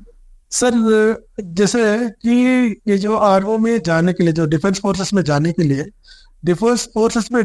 लिए, एक तरीका है जो टेस्ट वगैरह पास होकर के जाने का, वो अलग चीज है सर। ठीक है, किसी टेस्ट वगैरह पे पास, मतलब मेरे में जज्बात है, नहीं हो पाया कोई बात नहीं, लेकिन आपको सिविल जॉब भी लग गया या और गवर्नमेंट जॉब भी लग गया या प्राइवेट जॉब भी लग गया, तब भी लोगों को ये नहीं पता है, तभी वो आर्मी में ज्वाइन कर सकते हैं। तभी भी वो आर्मी के लिए सर्विस दे सकता है। हमारा जो टेरिटोरियल आर्मी है सर, टेरिटोरियल आर्मी में आपको, अगर आप मान लीजिए एक बैंक मैनेजर बन गया, लेकिन आपके अंदर अभी भी जज्बात है कि अपने को कुछ करना है आर्मी के लिए, तो आपके लिए वेलकम है उधर में, आप ज्वाइन कर सकते हैं। हाँ, आपका पोजीशन भी सेफ रहेगा जितने दिन, वो तो 6 मंथ्स आपको सर, नहीं वो किसी भी एज में कर सकते हैं, किसी भी एज में कर सकता है, या कुछ उसका क्राइटेरिया है। आप है तो 6 मंथ सर्विस, 6 मंथ रेस्ट, 6 महीने आपको आर्मी में सर्विस। आप डे 1 में जाएंगे, 6 मंथ आपको ट्रेनिंग सर्विस करेंगे, 6 मंथ का सैलरी आपको मिल जाएगा, और 6 मंथ में आ जाएगा, आप अपने जॉब करेंगे। तो ऐसा भी है? हाँ, ऐसा भी है, और गवर्नमेंट उस चीज को एनकरेज भी करता है। और आप कोई प्राइवेट सेक्टर में भी आप ऐसा कर सकते हैं। तो बहुत लोगों को ये चीजें पता नहीं। हाँ, बहुत लोगों को नहीं पता है। हाँ, क्योंकि अभी आप देखते हैं ना, धोनी को आप देखते हैं, या कपिल देव को देखते हैं, कपिल देव साहब को देखते हैं, या मोहनलाल साहब को देखते हैं, या कोई भी सेलिब्रिटीज जो भी आर्मी ज्वाइन जो ऑलरेडी ज्वाइन हो चुके हैं, ये सारे लोग तो टेरिटोरियल आर्मी से ही है, वो रेगुलर आर्मी से नहीं है। हाँ, लेकिन एक यूनिफॉर्म एक ऐसा करके, वो जितना दिन वो सर्विस में, उतना दिन उनका सैलरी जो भी है, अगर आपका डिजिग्नेशन के ऊपर, उनको उधर का भी डिजिग्नेशन। कैसे अप्लाई करते हैं उसको? आपको टेरिटोरियल आर्मी की वेबसाइट है, हाँ, इंडियन आर्मी का एक वेबसाइट है, उसमें भी अगर आप सर्च कर सकते हैं कि how to join territorial army करके, आप उसमें भी आप जा सकते हैं। और मैं नौजवानों को मैं ये बताना चाहता हूँ सर, नौजवानों को, और खास करके वो फौजी लोग जो अभी रिसेंटली रिलीज होने वाले, या रिलीज होने के लिए जो ये करते हैं, रेडी हो रहे होंगे, बाहर में बहुत मतलब अवकाश है सर। ऐसा नहीं है कि कोई अवकाश नहीं है हमारे लिए, कोई ये नहीं है, मतलब कई जगह पर अपॉर्चुनिटीज नहीं है। बाहर में दुनिया भर की अपॉर्चुनिटीज हैं, लेकिन आपको चूज करना है क्या आपको सही है, क्या आपको गलत है। और आर्मी से जो आने वाले लोगों के लिए मैं बताता हूँ सर, आर्मी से जो आने वाले लोग सिर्फ और सिर्फ फोकस करते हैं सिक्योरिटी की। बहुत से लोग उसी चीज को, वो इनको मतलब एकमात्र चीज है जो सिक्योरिटी। और मैं इनको ये बोलता हूँ कि अगर सिक्योरिटी एक ऐसी चीज है, रात को 12 बजे अगर आप सोचेंगे मेरे को सिक्योरिटी जॉब चाहिए, तो दिन के 12 बजे तक मिलने वाला जॉब है। तो ये इजीली आपको आपको मिल सकता है अगर आपका सही ये अप्रोच रहे तो उसके लिए आप क्यों पहले आप ये करेंगे? पहले आपके पास, आप बेरोजगार नहीं है। आप जब आर्मी से निकलते हो तो मैं 4.5 लाख रुपए से आया, आप तो 30-40 लाख रुपए से आ रहे हैं। आपको मैं 6,000 रुपए मेरा पेंशन था, आपका 40,000 रुपए का पेंशन आ रहा है। तो यूं आपको कोई बेरोजगार नहीं है, तो आप एंटरप्रेन्योर बनो, या 10 लोगों को काम देने के लिए वो बारे में सोचो। रिस्क लो, बिना रिस्क लेके कैसे करेंगे? बोलते हैं कि भरोसा, अरे भरोसा तो करना पड़ेगा। बिना भरोसे करके जिंदगी में कुछ भी नहीं हो सकता। अगर मैं भरोसा नहीं करता तो मेरा पिताजी मेरे पिताजी नहीं है, मेरे माँ मेरे माँ नहीं है, मेरे बीवी मेरे बीवी नहीं है, मेरे बेटी मेरे बेटी नहीं है। तो भरोसा तो जिंदगी में किसी न किसी को करना पड़ेगा। तो जो करने से पहले आपको सोचना पड़ेगा कि ये मैं करूं या ना करूं। करने से पहले 100 बार सोचो, लेकिन करने के लिए जब आप डिसाइड करते हो तो फिर 100 बार लोग बोलने से भी मत सुनो। ये मेरा लोगों को कहना है कि करने से पहले 100 बार सोचो, कोई प्रॉब्लम नहीं, और 101 बार भी सोचो, नो प्रॉब्लम। एक बार आप डिसाइड कर दिया कि भाई मेरे को, अगर भोपाल को मैं बिलीव करता हूँ या फेथ करता हूँ, जो भी करता हूँ, इसके बाद 1000 लोग आपको बोलेंगे तो भी फिर नहीं सुनेगा। क्योंकि लोगों का काम है कि कुछ भी करेंगे तो लोग बोलेगा, कुछ भी आप करोगे तो लोग बोलेगा, कुछ तो लोग कहेंगे, लोगों का काम है कहना। तो ये तो सिंपल है। इनफैक्ट ये एक्चुअली मोटिवेटिंग है। मैं ये बोलने के लिए मतलब ये नहीं होगा था कि मैं इतना सारा पॉडकास्ट कर लिया, मतलब गूगल ये टेलिंग यू, मतलब बॉटम ऑफ माय हार्ट की ये वाला मेरा फेवरेट है। I mean I it my team will also say that, लेकिन ये सही में मेरा फेवरेट है। इतना मोटिवेटिंग, मैं भी बहुत चीज सीखा और मोटिवेटिंग है क्योंकि, और एक मोटिवेटिंग है कि आप जो आए, आप में इतना इंटरेस्ट था, खुद एंटरप्रेन्योर भी बने, आप एक अच्छा एम्प्लॉय भी बने, आप अच्छा लीडर भी बने, आपको बोले कि कैसे टीम को साथ में लेके जाना है। आपका हर एक्शन जो होता है उसमें लर्निंग होता है, लोगों को सीखना चाहिए। लेकिन जो यूथ है, एंड इनफैक्ट जो भी अभी आर्मी वाले हैं, जो DXRB बने, कि बहुत सारा अपॉर्चुनिटीज है, एंटरप्रेन्योरियल अपॉर्चुनिटीज भी है, और हर फील्ड में आप लोगों का रिक्वायरमेंट है। एक्सप्लोर बिफोर गिविंग अप, और बहुत सारा एंड यू नो इतना हमारे साथ देखने के लिए I am really thankful. Thank you so much. Thank you everyone for watching this full episode, and I'm sure ये बहुत इंस्पायरिंग लगा होगा आप लोगों को भी, and I have personally learned a lot। and आप लोगों को मैं बोलूँगा कि don't lose hope, and people like Gopal ji have created a lot of impact in the society. He is an example जहाँ पे ये आर्मी के बाद भी he has turned an amazing entrepreneur and then good employee now। वो जितना भी trade सीखे हुए थे, like team work, discipline, strategic thinking, leadership, अभी उनको कैसे एप्लीकेशन कर रहे हैं यहाँ पे। So that is also an inspiration for all of us. So keep watching the Adarsh Rath report to get to know more such people। and इस episode में भी अगर आपको कोई भी queries है, doubts है, तो please do write it on the comment box। I'll ensure कि मैं गोपाल जी से पूछ के my team responds to those comment। and so please stay happy, stay healthy। Thank you for watching the Adarsh Rath report, and please like, share and subscribe। Thank you।